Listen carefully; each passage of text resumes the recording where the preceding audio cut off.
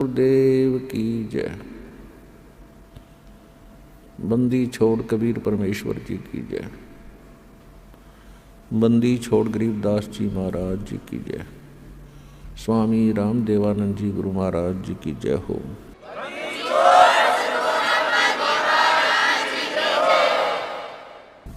गरीब नमो नमो सतपुरुष को नमस्कार गुरु की नहीं। सुर नर मुनि जन साधुआं संतों सर्वस्ती नहीं। सतगुरु साहेब संत सब डंडो तुम प्रणाम। आगे पीछे मध हुए तिनको जा कुर्बान। नराकार निर्विषम काल जाल वैभंजनम निर्लेपम निज निर्गुणम अकल अनुबेशुंडनम। सोहम सुरति समापतम सकल समाना निर्तल। उज्ज्वल हीरंबर हरदमम बेपरवा अथाह वार पार निमज्जतम। ग्रीब जो सुमर सिद्ध होई गणनायक गलताना। करो अनुग्रह सोई पारस पद परवाना। आदि गणेश मनाऊं गणनायक देवन देवा। चरण कमल लौलाऊं आदंत करूं सेवा। परम शक्ति संगीतम रिद्धि सिद्धि दाता सोई। अवगत गुण अतीतम सतपुरुष निर्मोही। जगदम्बा जगदीशम मंगल रूप मुरारी। तन मन अर्पों शीशम भक्ति मुक्ति भंडारी। सुर नर मुनि जन ध्यावे ब्रह्मा विष्णु महेशा। शेष सहस मुख गावे पूजे आद गणेशा। इंद्र कुबेर सरीखा वरुण धर्म राय ध्यावे। समरथ जीवन जी का मन इच्छा फल पावे। 33 कोटि अधारा ध्यावे सहस 88। उतरे बहुदल पारा कट है यम की फांसी। 33 कोटि अधारा ध्यावे सहस 88। उतरे बहुदल पारा कट है यम की फांसी।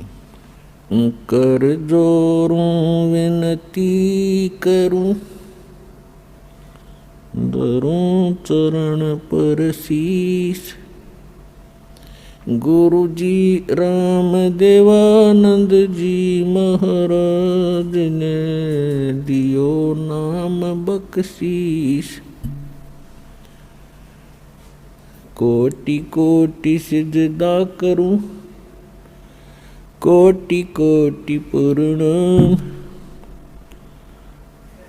चरण कमल में राखियो मैं बांधी जाम गुलाम। कुत्ता हूँ गुरुदेव का रामपाल दास का नाम। गले प्रेम की जेवड़ी जाखें चोभा जाऊं। तो करो तो बावड़ू दूर दूर करो तो जाऊं। जो राखो तो ही रहूं। जो देवो सो खाऊं। परम पिता परमात्मा पूर्ण ब्रह्म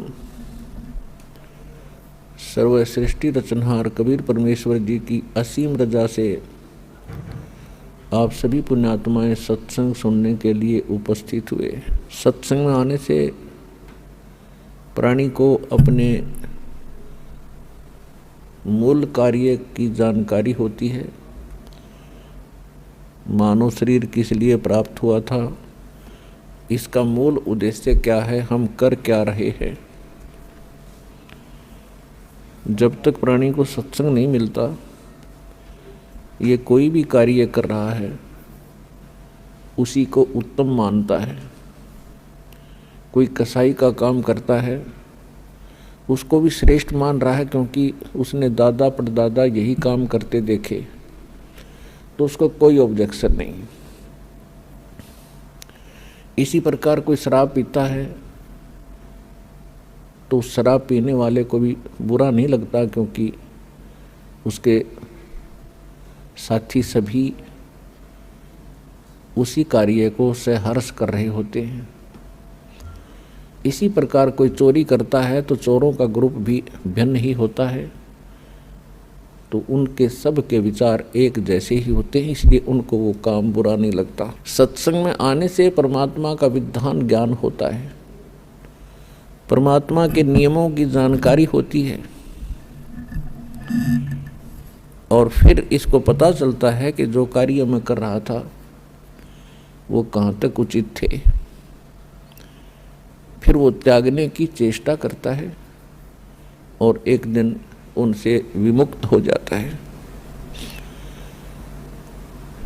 ठीक इसी प्रकार सत्संग में आने से हमें एक और ज्ञान होता है। हम कौन हैं, कहाँ से आए हैं, हमारा उद्देश्य क्या है यहाँ रहने का, ये जीने मरने वाला जो सिस्टम है, सिलसिला है, ये है क्या।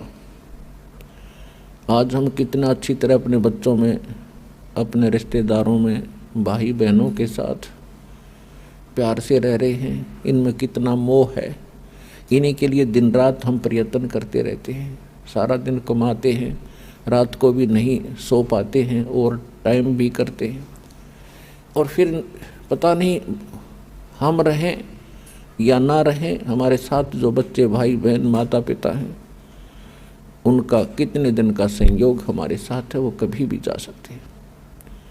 फिर हम क्या करते हैं, रोते हैं, बिलखते हैं, उनको याद करते हैं। तो ये बहुत बुरी बात है। हम कितना अच्छी तरह यहाँ रह रहे हैं, फिर मृत्यु होती है, कितना घिनौना कर्म है ये।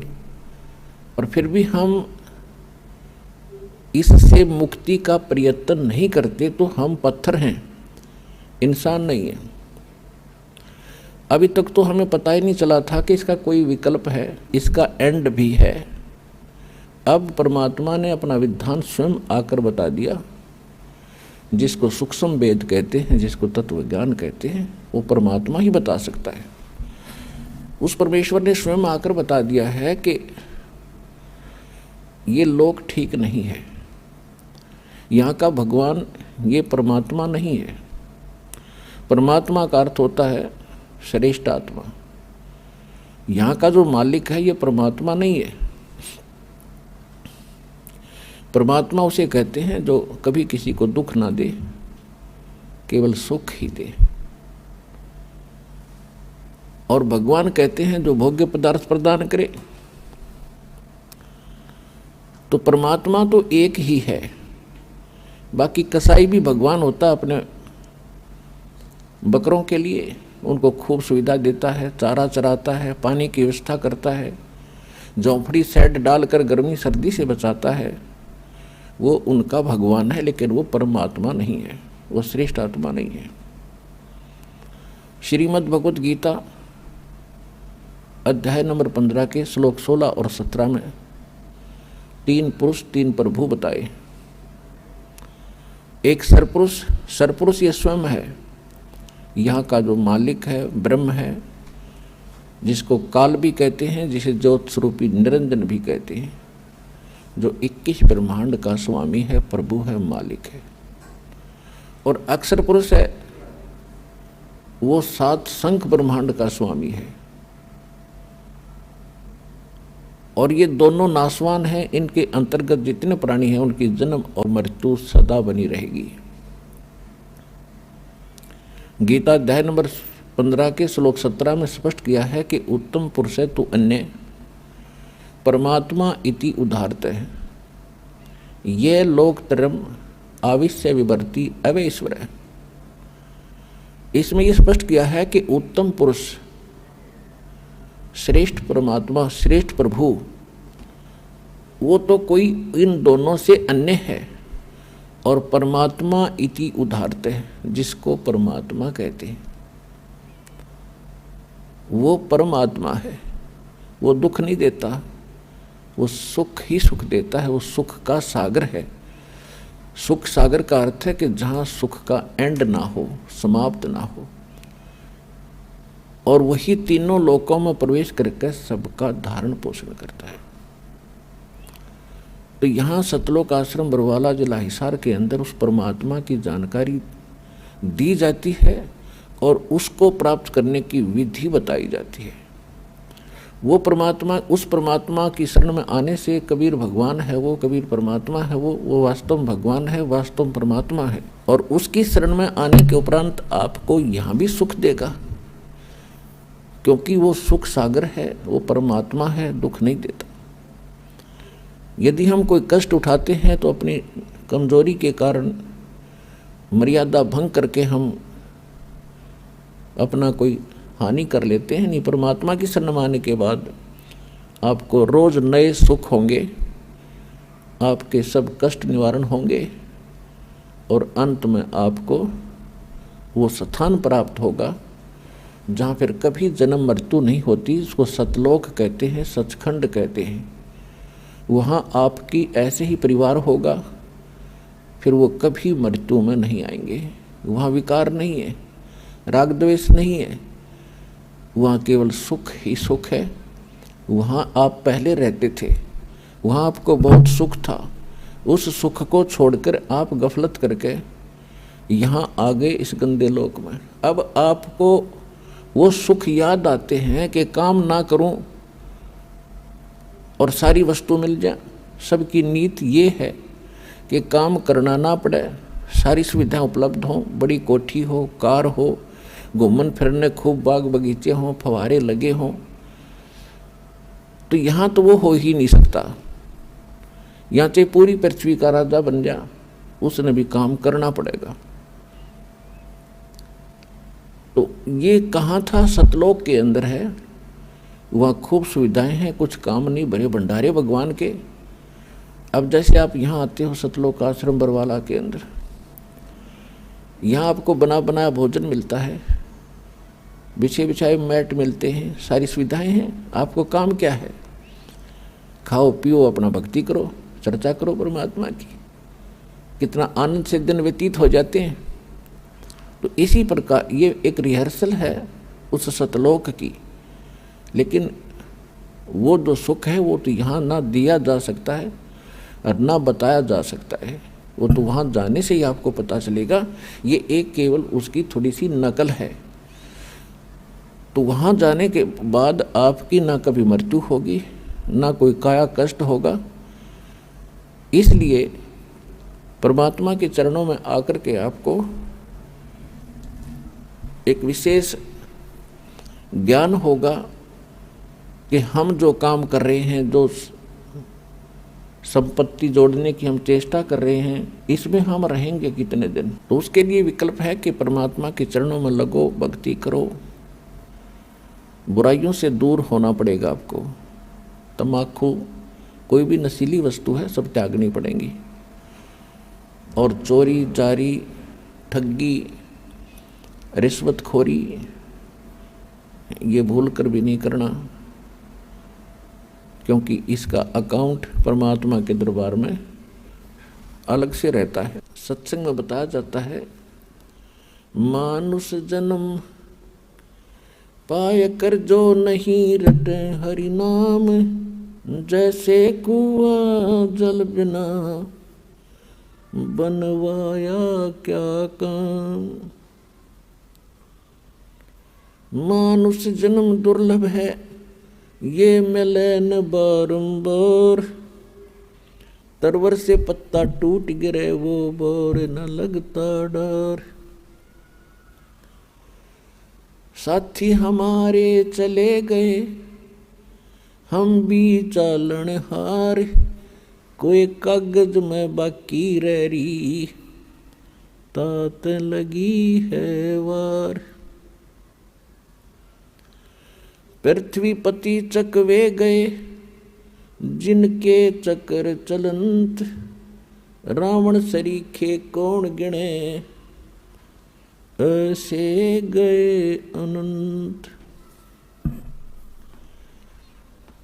सर्व सोने की लंका थी, वो रावण से रणधीरम। एक पलक में राज बिराजी, जम के पड़े जंजीरम।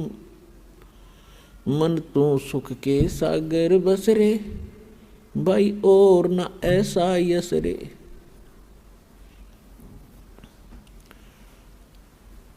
तो याद दिला जाता है कि बोले मानो, ये मनुष्य जीवन ऐसे नहीं प्राप्त होता जैसा आपने सस्ता सा समझ रखा है। ना जाने कितने अन्य प्राणियों के जन्मों को भोग के, महाकष्ट उठा के एक सुअवसर प्राप्त होता है मानव का। और मानव शरीर के अंदर हम क्या करते हैं, बस संतान हो जा भगवान, अच्छी कोठी बंगले हो जा, फिर इनका विवाह हो जावे और फिर इनके संतान हो जाए, फिर हम बेशक मर जावें, बस इतना ही काम था। इसका एक विशेष कार्य है। ये कर्म जो आप कर रहे थे बगैर भक्ति के, ये तो पशु पक्षी भी आपसे अच्छी जिम्मेदारी से करते, लेकिन केवल यही काम मनुष्य का नहीं, इसके पैरेलल एक काम और है जो सत्संग में आने से ज्ञान होता है। अपने आत्माओं जैसे ये नकली संत भी सत्संग करते हैं, मिलता जुलता ज्ञान भी लगभग बता देते हैं कि भक्ति करो नहीं तो दुख हो जाएगा, लेकिन उनके पास समाधान नहीं है। तो वो सत्संग सुनना या ना सुनना बराबर है। अब जैसे किसी ने बता दिया कि आपको ये बीमारी है, आपको भी पता लग गया, बताने वाले ने बता दिया, तो समाधान उसके पास है नहीं, तो क्या यूज हुआ ये बताने का कि आपको ये रोग है। तो जो डॉक्टर होगा वो बीमारी भी बताओगा, उपचार भी करेगा। तो आज तक या तो स्वयं परमात्मा आए थे जो कंप्लीट कोर्स लिए थे, और उन्होंने कुछ महापुरुषों को ये ज्ञान भी दिया था, नाम भी दिया था, समाधान भी दिया था, लेकिन उन महापुरुषों को मना कर दिया था कि अभी इस वास्तविक भक्ति विधि को और इस तत्व ज्ञान को, मूल ज्ञान को अभी सार्वजनिक नहीं करना। क्यों नहीं करना? तो धर्मदास नाम के एक बड़े महापुरुष हुए थे, परमात्मा उनको आकर मिले थे, जैसा भगवान की लीला में लिखा है। तो धर्मदास जी ने पूछा था, प्रभु आपने मुझे सारी कहानी सुना दी और परमात्मा वो स्थान दिखा दिया जहाँ से हम गिरे थे इसे गंदे लोक में, और अब आपने मुझे सब मंत्र दे दिए, और परमात्मा अब आप मेरे बच्चों को या अन्य किसी व्यक्ति को ये नाम देने के लिए मना कर रहे हो, इसका कारण क्या है? आपका दास जानना चाहता है। तब परमात्मा ने कहा था, धर्मदास ये गंदा लोक है, यहाँ का भगवान बहुत निकम्मा है, ये परमात्मा नहीं है, ये छल कपट करके जीव को यहाँ फंसाए बैठे है, और ये जितने भी प्राणी इसके लोक में हैं ये सब अपनी गलती से बालकपन में यहाँ फंसे हैं। अब इनको इसने इतना मिसगाइड कर दिया है, इतना भ्रमित कर दिया है कि इनको समझाना मेरे लिए बड़ा दुर्भर हो गया है। और अब इसने ऐसा मोर्चा डांट दिया कि असली भगवान का तो नामो निशान मिटा दिया, और बाकी सारी चीज़ को कैसी पूजा करता है बड़ी खुशी से करता रहो, कोई प्रॉब्लम नहीं। कहीं तीर्थ पर जाओ, कोई व्रत रखो, कोई मंदिर पूजो, मस्जिद पूजो, गुरुद्वारा पूजो, चर्च में जाओ, या कहीं 4 ईंट लगा के वो मत्था टेकते रहो, या कोई घोर तप कर लो। वो साधना इसने समाप्त कर दी जिससे मोक्ष होगा। और इस काल भगवान ने अपने दूत भेज रखे हैं, ये संत बना के। ये मेरे बच्चे हैं सभी, ये संत भी मेरे बच्चे हैं, मेरी आत्मा है, और श्रोता भी मेरी आत्मा है। लेकिन अब ये इतने भ्रमित हो गए, काल के हाथों पड़ गए। अब यो इनको नाच नचा रहा है, इनकी पूंजी का नाश करवा रहा है। जो संत या कोई नेता, राजनेता, कोई मंत्री, प्रधानमंत्री, राष्ट्रपति बनते हैं, ये पिछले जन्म के बहुत घने पुण्यकर्मी प्राणी होते हैं। जैसे इन्वर्टर की बैटरी चार्ज कर रखी हो और वो पूरी चार्ज है, तो वो चार्ज है, तो वो आगे चार्जर नहीं भी लगा है, हटा दिया गया है, तो भी वो अपना काम प्रॉपर कर रही है। पंखे भी चल रहे हैं, ट्यूब भी जग रही है, और भी जो उसके सत्र का काम वो पूरा कर रहा है। लेकिन यदि आगे उसको चार्ज नहीं किया जाता है, चार्जर गलत लगा रखा है, सही स्थान में चार्जर नहीं लगा है, जिसमें लाइट है, वैसे को चार्जर लगा भी दिखता हो, तो बैटरी चार्ज नहीं हो रही, और जिस समय वो बैटरी समाप्त होगी, डिस्चार्ज हो जाएगी, फिर सब सुविधाएं एकदम समाप्त हो जाएगी। तो ये जितने संत बने हुए हैं, या कोई राजनेता बना है, कोई उच्च अधिकारी बने हैं, या पैसे वाले सेठ बने हैं, ये पिछले जन्म जन्मांतर के बहुत घने पुण्यकर्मी प्राणी हैं, और अब इनके पुण्यों का नाश करवा रहा है ये काल। इनकी महिमा बना दी, लोग सलूट मारे हैं, गुरुजी बन गए, क्योंकि श्रद्धालु तो उसको गुरु मान बैठा है, और गुरु के प्रति जो आस्था है वो तो एक विशेष होया करती है। लेकिन एक यदि कोई व्यक्ति गधे के ऊपर आस्था लगा ले कि या गाय हर बाल्टी भरेगी दूध की, वो तो मूत की तो भर सके है, दूध की नहीं उसके पास।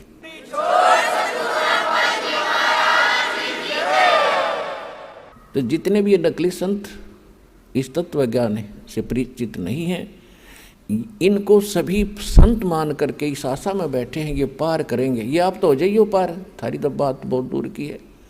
पार होंगे मूल मंत्र से, मूल मंत्र से पार होंगे, और देने वाला मूल मंत्रों का अधिकारी हो तब पार होंगे। तो इस प्रकार परमात्मा बता रहे हैं धर्मदास जी को कि जिस समय ये भोली आत्मा यहाँ फंस गई इस काल के जाल में, आगे इसके साथ में, क्योंकि जब ये यहाँ आए तुम सभी भक्ति युक्त थे, तुम्हारे पास घना धन था भक्ति का, और आप उस भक्ति धन को लेकर इस ठग के साथ आगे, इस ब्रह्म के साथ, सरपुरुष के साथ, इस पर तुम आसक्त हो गए। ये सृष्टि रचना में आपको बहुत बार सुनाया है। अपने पिता से तुम विमुख हुए, भगवान के हृदय से उतर गए, और जिस कारण से आप यहाँ आ गए। इसने क्या छल किया आपके साथ, पहले आपको रखा ऊपर स्वर्ग में, पहले ब्रह्मलोक में रखा। ये ब्रह्मलोक क्या है, एक रेस्टोरेंट है, एक ये होटल है, और ये उसका मालिक है। इसने वहाँ अपने एजेंट छोड़ रखे हैं और उसका कमीशन रखा हुआ है, और जितने पुण्य हैं वो सब सुविधा ये देता है, लेकिन उसके व्यक्ति विशेष के उस आत्मा के पुण्यों से ही वो सब कुछ वहाँ खाता है, भक्ति धन से। और जब भक्ति धन इसका समाप्त हो जाता है तो उसको पृथ्वी पर पटक देता है यहाँ। और फिर इसने परमात्मा का दिया हुआ ज्ञान वेद इनकम्प्लीट दे दिया। परमेश्वर ने इस ब्रह्म को कंप्लीट स्पिरिचुअल नॉलेज दिया था, ताकि मेरे बच्चों को ये सारा ज्ञान बता दे, ये भक्ति करके फिर आ जाए वापस। इसने जब ये परमात्मा का ज्ञान प्राप्त हुआ, इसको परमात्मा ने, कबीर परमेश्वर जी ने इस काल भगवान के अंतःकरण में, इसकी आत्मा में ये कंप्लीट स्पिरिचुअल नॉलेज डाल दिया था, जिसको तत्व ज्ञान कहते हैं। और समय आने पर ये जब बाहर आया, वो स्पिरिचुअल नॉलेज यानी वेद, कंप्लीट वेद, पूर्ण वेद, ये एक ही ज्ञान था। फिर इसने क्या किया कि उसमें से वो पोर्शन निकाल दिया जो परमात्मा की सीधी जानकारी थी, और वो मंत्र इसने नष्ट कर दिए। इसने केवल ये 4 वेद रख लिए, जिसमें महिमा तो परमात्मा की कंप्लीट है, लेकिन वे ऑफ वर्शिप, परमात्मा की पूजा का जो मार्ग है वो केवल ब्रह्म तक का है। ओम नाम का जाप लिखा है यजुर्वेद अध्याय नंबर 40 के मंत्र 15 में। वायु अनिलम अमृतम भस्मांतम शरीरम अथितम भस्मांतम शरीरम ओम कर्तु समर किलबे समर और कर्तुम समर। ओम नाम का जाप काम करते करते सेवन करो, विशेष श्रद्धा के साथ सेवन करो। मनुष्य जीवन का मूल कर्तव्य जानकर इस नाम का जाप करो।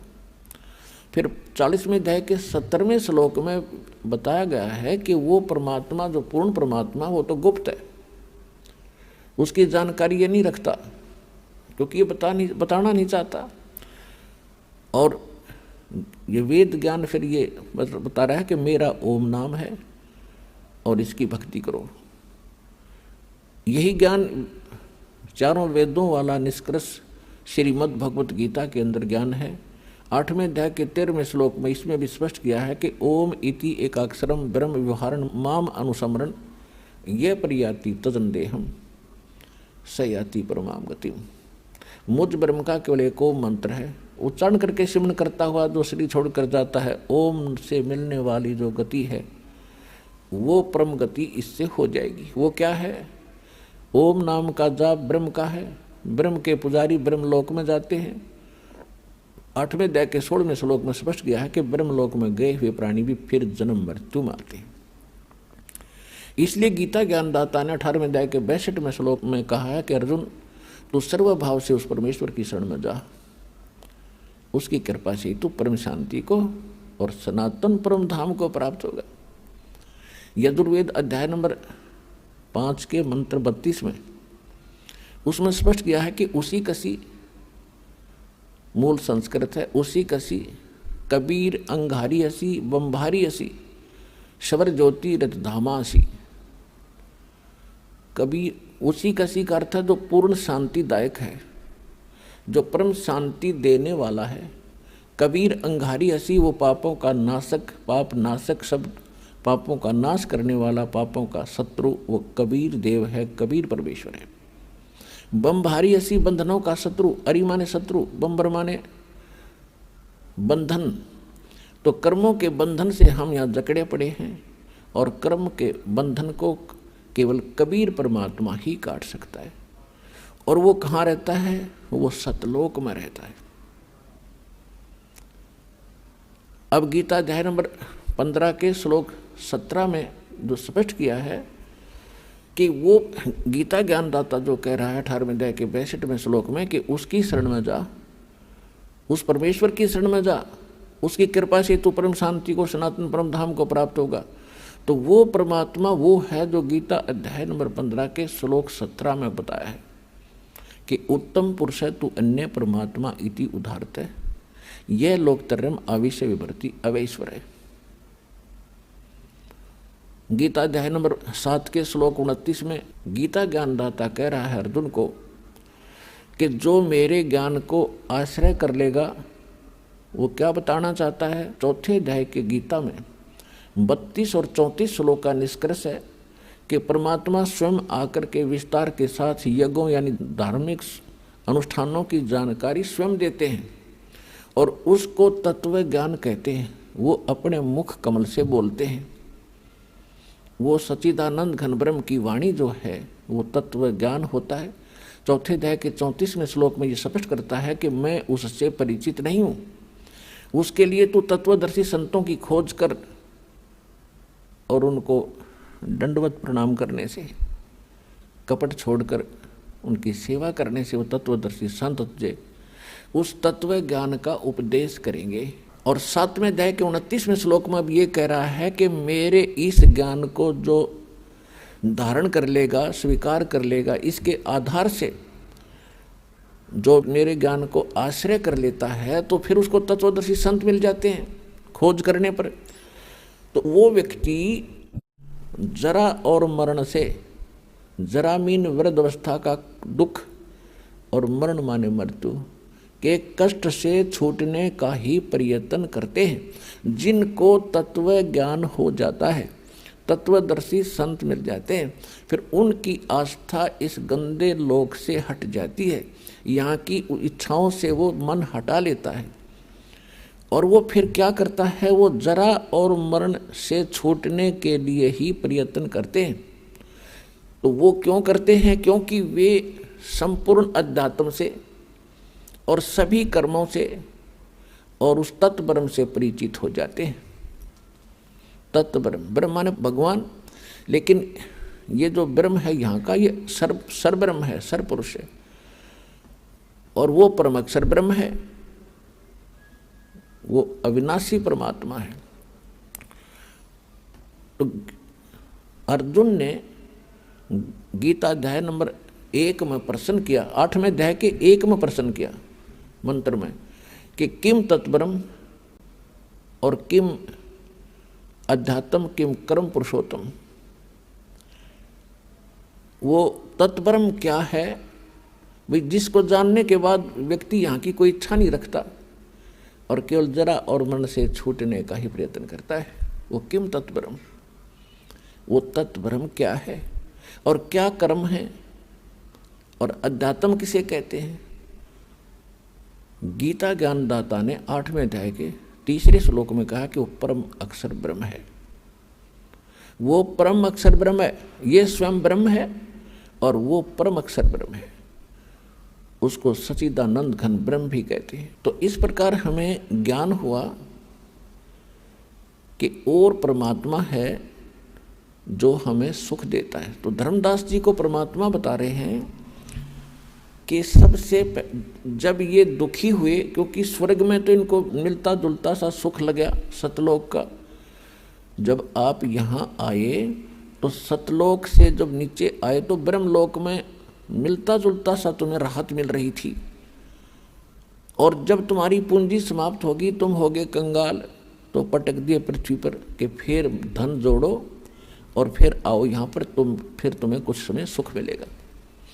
अब ये स्वर्ग और ये महास्वर्ग जिसको ब्रह्मलोक कहते हैं, उसको महास्वर्ग कहते हैं।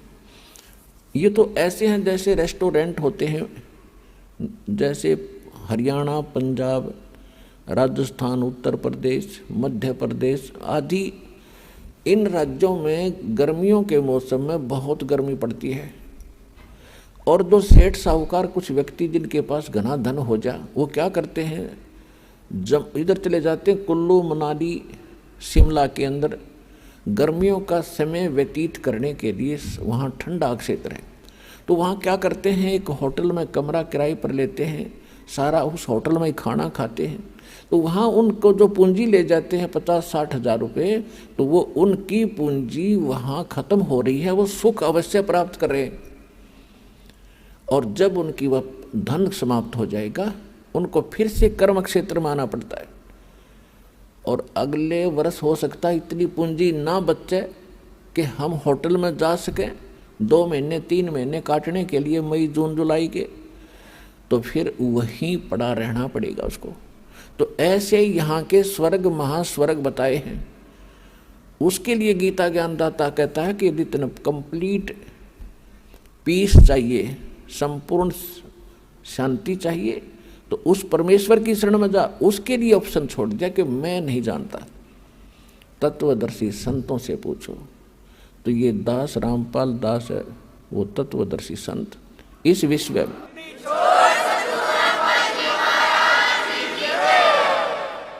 इसको बड़ाई ना समझना, सच्चाई समझना, और इसको प्राप्त करके अपना कल्याण कराओ बच्चों। बहुत योग्य हो गया, अपने यहाँ भटकते हैं। तो परमात्मा क्या कहते हैं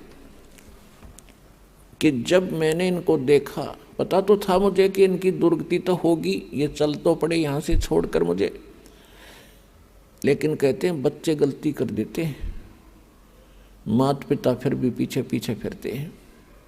तो वो कबीर परमेश्वर जो है, ये हमारा वो मालिक है, परमात्मा है, जिसमें ये सर्व गुण हैं। तुमेव माता च पिता तुमेव बंधु च सखा तुमेव विद्या च द्रविणम तुमेव सर्व मम देव देव। ये वो परमात्मा है जो हमारा सच्चा माता पिता है, क्योंकि उत्पत्ति करता यही है, हमारी माता भी यही है, पालन करने वाला पिता भी यही है, एक सच्चा साथी बंधु मित्र भाई यही है। हमारा आज कितना अच्छा भाई हो, कितने अच्छे माता पिता और बहन हो, हम आज मृत्यु को प्राप्त हो जाते हैं तो हमें वो यहीं थोड़ा बहुत सारा दे सके। जब यहाँ से गए तो अकेले गए, तो वो परमात्मा यहाँ भी भाई है, यहाँ भी पिता है, और यहाँ से जाएंगे तो भी वो हमारा साथी है। तो उसको छोड़कर हम दुखी हो गए, उसको प्राप्ति का मार्ग हमें मिला नहीं, और जिस कारण से हम प्रयत्नशील भी रहे लेकिन परमात्मा से मिलने वाली राहत से हम वंचित ही रहे। अब देखियो आपको कैसे सुख होगा। तो परमात्मा ने कहा कि धर्मदास, जब मैंने देखा कि ये घने दुखी हो गए, मुझसे देखा नहीं गया, तो परमेश्वर कबीर जी अपना रूप बदल के अपने पुत्र जोगजीत का रूप बना के इस काल के प्रथम पड़ाव पर आकर खड़े हो गए। ऊपर से प्रथम जो पड़ाव है इसका, वह तपस्शिला है। एक बहुत बड़ी पत्थर की टुकड़ी है, वो अपने आप स्वज्वलित रहती है, प्रज्वलित रहती है। उसके ऊपर 1,00,000 मानव शरीरधारी प्राणियों को ये काल भगवान उस पे भूनता है। ये शरीर यहाँ रह जाता है, इसके अंदर एक और शरीर है, एक और बॉडी है जिसको सूक्ष्म शरीर कहते हैं। जैसे बादाम के ऊपर एक छिलका होता है और गिरी खांड की अंदर होती है, ऐसे ही समझ लेना। तो इस सूक्ष्म शरीर के अंदर जीव मरता नहीं, लेकिन कष्ट बहुत होता है। 1,00,000 मानव शरीरधारियों को वहाँ डाल देता है। वो बॉडी ऐसा ही रहता है जैसा हमारा शरीर है, एज इट इज चेहरा एज इट इज रहेगा। ये ऊपर का कवर यहाँ रह जाएगा, ये जो स्थूल शरीर है। जैसे सर्प कांचड़ी छोड़ जाता है, वो कांचड़ी सर्प नहीं है, सर्प उससे अलग है। ऐसे इस प्राणी को ऊपर पटका जाता है वहाँ सुख उसमें तपस्शिला पर, तो वहाँ बहुत बुरा हाल होता है। जैसे खील भुना करते हैं ऐसे चटक मटक प्राणी करते और उठ नहीं सकते, ऐसी सिद्धि से वहाँ कार्य किया जाता है।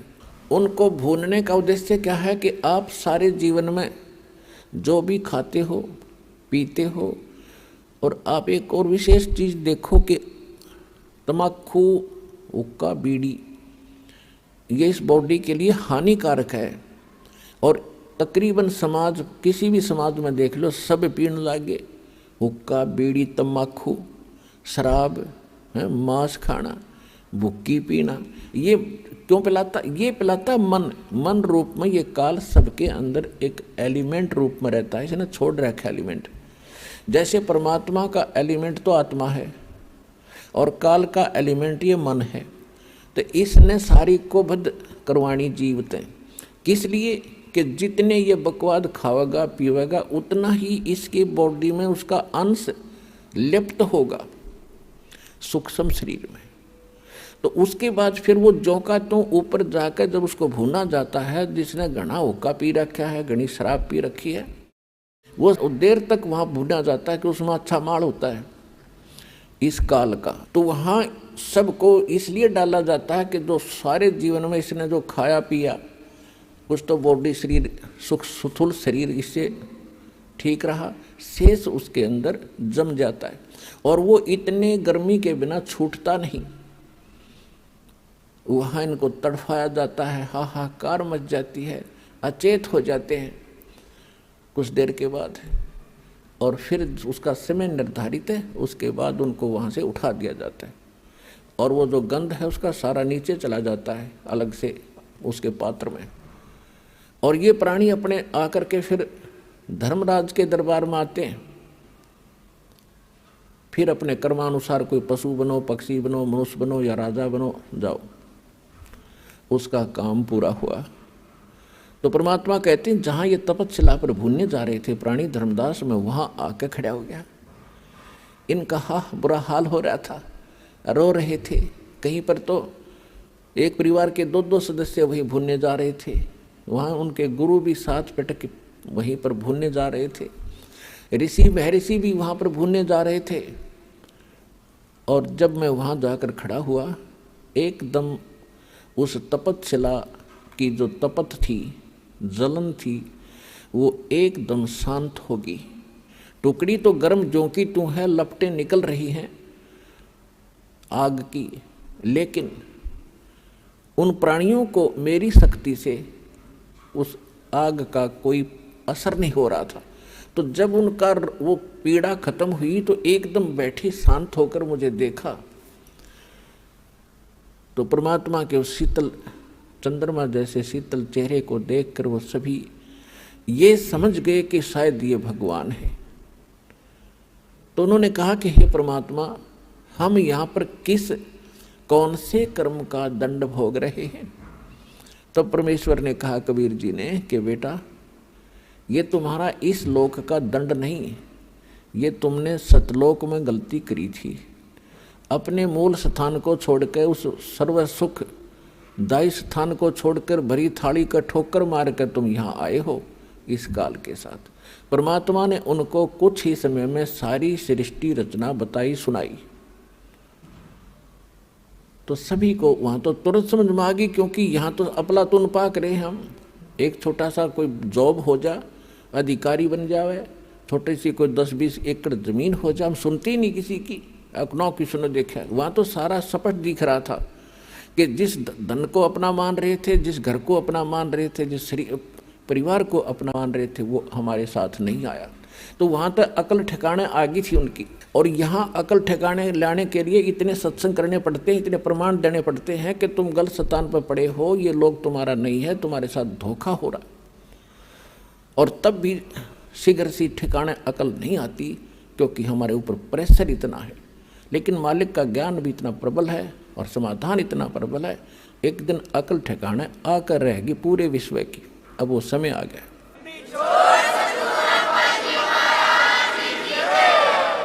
तो सभी ने करबद्ध होकर कहा, परमात्मा हमें छुड़वा लो इस गंदे लोक से। तो परमेश्वर ने कहा कि भी ऐसे नहीं होगा। जिस समय आपको पृथ्वी लोक पर मानव शरीर प्राप्त हो, स्त्री या पुरुष का, और वहाँ मेरा कोई भूला भटका कोई संत तुझे मिल जा, इस मेरे इस ज्ञान को बताने वाला जो मैं तुम्हें बता रहा हूँ, ये याद रखना। उसकी शरण में चले जाना, वो जो विधि बताओगा भक्ति की, वो भक्ति करना बेटा। फिर तुम्हें वहाँ भी सुखी करूँगा, और फिर तुम इस तपस्या पर नहीं आओगे, बाईपास ले जाऊँगा, तुम वो भक्ति करना। तो वहाँ तो सभी हाँ भर रहे थे कि कान पकड़ते हैं भगवान, आज के बाद इस काल का नाम नहीं जाप करेंगे हम, इसने याद भी नहीं करेंगे, हम आपकी भक्ति करेंगे। हमने तो भगवान जान के और इस काल की पूजा की दाता। आज अकल खुली हमारी, और अब के मनुष्य जीवन मिलेगा तो हम वही भक्ति करेंगे जिससे आपकी प्राप्ति हो। तो परमात्मा ने कहा भाई ठीक है, याद रखना इस बात को बच्चों, भूलना नहीं। और तुम वहाँ ऋषि बैठे थे, जो गुरु बैठे थे, वो निराकार बताया करते थे ब्रह्म को। परमात्मा ने कहा कि ए मुनि जी, तुम कैसा मानते थे परमात्मा को? कि जी हमने तो ऐसा ही ज्ञान हुआ है कि वेदों में निराकार बताया गया है। वेद तो पढ़े दी ना, तुम्हें पता वेदों का सट्टे मारे तुमने। वेद तो साकार बताते हैं, तुम्हारा अनुभव निराकार बताता है कि खोजत खोजत थक गए, अंत कहा बेचून। बेचून माने निराकार। तुमने जो जिस विधि से भगवान पाने की चेष्टा की, उससे परमात्मा नहीं मिल सकता, और इसलिए वो गलत प्रयत्न साधना करके तुमने अपना अनुभव गढ़ दिया कि भगवान निराकार, वो दिखता कोई नहीं, प्रकाश दिखता है। परमात्मा का प्रकाश ही देखा जाता है। अरे भले आदमी कोई कहे सूर्य तो निराकार है, सूर्य का प्रकाश देखा जा सकता है, अकल है ठिकाने तुम्हारी। सूर्य बिना फिर प्रकाश किसका? भगवान के बिना प्रकाश किसका देखा? तो कहने लगे जी हम तो बस इतनी पढ़ाई पढ़काए हैं, हमने तो निराकार मान रखा था। देखो वो आ रहा है सामने तुम्हारा निराकार भगवान, वो देखो। जब सबकी दृष्टि परमात्मा के संकेत की ओर गई तो ओछा माथा, काला शरीर, विकराल चेहरा, ये उसका वास्तविक रूप है। और उस रूप को यदि आप यहाँ देख ले तो कलेजा फट जा। जिसको तुम खोजने के लिए ऋषि महर्षि हजारों वर्ष तक ब्रह्म न पाओगे, ब्रह्म न पा लो, थारा कलेजा फट जा, देख लो। तो सारी उल्टी साधना की तुमने, सब ज्ञान गलत ज्ञान स्वयं ग्रहण किया और सारी जनता को भ्रमित कर दिया। वो आ रहा तुम्हारा भगवान और तुम्हारे से निकले इस गंध को खाएगा वो, और अब तुम जाओ यहां से। परमात्मा ने अपनी शक्ति से उनको वहां से उड़ा दिया। अब काल का भोजन का समय हो गया था, क्योंकि उसने भी निर्धारित समय फिक्स कर रखा कि इतने समय में ये भुन बांध कर चले जाएंगे यहाँ से, केवल वो माल शेष रह जाएगा, उनसे निकला हुआ गंध वो उसका माल है। वो खाने के लिए आया तो देखा सामने एक व्यक्ति खड़ा है। अब उसने निकट आकर देखा, क्या देखा कि तो मेरा बड़ा भाई खड़ा है, जोगजीत खड़ा है। अब काल, जब वहां काल ने गलती की थी सतलोक में, ये सृष्टि रचना में आपको सुनाया हुआ है, यहां केवल एक हिंट देकर आज सत्संग का विषय दूसरा रखना है। तो वहां सतलोक से जब इसको निकाला था 21 ब्रह्मांड समेत, तो परमात्मा इसी रूप में गए थे, जोगजीत रूप में। तो जब जोगजीत रूप में उसने देखा कि ये परमात्मा के निकट मेरा भाई है, उनके साथ रहता है ज़्यादा, और उसका संदेश वही लेकर आता है, कोई आज्ञा क्या है ये पूछता हूँ पहले इससे। तो उस ज्योत निरंजन काल ने जोगजीत से कहा कि जोगजीत तू यहाँ क्यों आया? अब कोई पिता का आदेश है तो मुझे बता, और तूने मुझे वहाँ से मार कर निकाला था, तू मेरे लोक में क्यों आया? तू आ कैसे गया? अब मैं तुझे पहले तो आदेश बता दे क्या है परमपिता का, फिर तुझे मैं मारूंगा, कुटूंगा। तब परमात्मा बता रहे हैं धर्मदास जी को, मैंने इससे बताया कि सुन ले आदेश परमपिता का। ये आत्मा परमात्मा की है, और ये तेरे साथ आ भी गई थी तो ऐसा जुल्म नहीं करना था तूने। अन्यायी, कोई गधा बना दिया, कोई गधी बना दी, कोई सूर बना दिया, कोई सूरी बना दी, कोई कुत्ते गधे की योनि भोग रहा है, कोई कष्ट से पीड़ित है, किसी को कैंसर है, किसी को टीबी है, किसी का हाहाकार मच रहा है, किसी की टांग कट गई, किसी का हाथ कट गया। ये जुल्म कर रखा तूने। तेरे रहम नाम की चीज नहीं है। परमात्मा दुखी हुए इस बात से। तो वो कहता है कि मैं तो सत्य का राज करता हूँ, जो जैसा कर्म करता उसका वैसा ही फल देता हूँ। भगवान का आदेश है मेरे को कि सत्य का राज करना, किसी अन्याय ना करना। परमात्मा बोले कि मुझे मालूम है तू जैसा सत्य का राज करता है। ये मन रूप में तू खुद विद्वान है, सारे उल्टे काम कराता है आत्मा से, और जब आत्मा सजा भोगती है तू भाग जाता है। कबीर साहब कहते मन के मते ना चालिए, मन है पक्का दूत, ले डूबे दरिया में फिर जावे हाथ से छूट। करवा के कुकर्म आत्मा दंड भोग रही है, कोई गलती करवा देता है, इसकी पिटाई हो रही है, मन एक तरफ बैठ जाता, आत्मा रो रही होती है। गधा बनवा के छोड़ देता उल्टे काम करवा के। अब किसी को कहे भक्ति कर ले, मनु के कहना आजा ताश खेल लाएंगे, छोड़ के दरिया भक्ति में हैं। कोई कहे भाई भगवान का नाम, चलो सत्संग में ना टाइम नहीं है, और वहाँ बिछा के गली में बैठ जाएंगे ताश खेलने सारे दिन। इबका मार आन दे, इबका देखूंगा, सारा दिन धक्के खा के बकवास करे। तो ये मन करवाता है, और जब आत्मा जाग जाएगी, झांखे भी नहीं इन कर्मों को, तो आत्मा को यहाँ जगाया जाता है, इसका मूल ज्ञान बताया जाता है, ये कहाँ की रहने वाली है वो स्थान याद कराया जाता है, ये सत्संग में याद कराया जाता है। तो सुन ले आदेश परमात्मा का। जोगजीत रूप में भगवान कह रहे हैं कि मैं नीचे जाऊंगा, सभी तेरे ब्रह्मांड सब लोक में जाऊंगा, नीचे के स्वर्ग लोकों में, ब्रह्मा विष्णु महेश की नगरी में, और पृथ्वी लोक पाताल लोक पर जाऊंगा। सब जीवों को बताऊंगा कि ये भगवान नहीं है जिसको तुम परमात्मा मान बैठे हो, ये वो परमात्मा नहीं है। और वो ज्ञान बताऊंगा, उस भगवान के चिन्ह बताऊंगा जिसका तूने नामो निशान मिटा दिया। मैं इसलिए आया हूँ, आदेश है परमात्मा का। नीचे जाऊंगा, तेरी पोल खोलूंगा, तेरा भांडा फोड़ूंगा कि तू काल है, तेने जुल्म कर रखा है, इनके साथ सारी उल्ट साधना करवा के इनकी दुर्गति कर दी है। और ऐसा मंत्र दूंगा उनको कि वो जाप करके सीधे सतलोक आ जाएंगे, तेरे झंझट से छूटेंगे। तब कहते हैं ये सुनकर काल इतना भयंकर हो गया धर्मदास कि मुझे मारने के लिए चढ़ा कि तेरे को अभी खत्म कर दूंगा, तो मेरी खेती उजाड़ेगा, मेरा बाग उजाड़ेगा। क्योंकि उसने तो हम इसलिए पैदा कर रखे हैं जैसे कसाई बकरे पालता है। पुण्यात्माओं, ये कोई डूम बाट के गीत नहीं है, रामपाल की दंत कथा नहीं है, ये गॉड गिवन स्टोरी है और रियल स्टोरी है।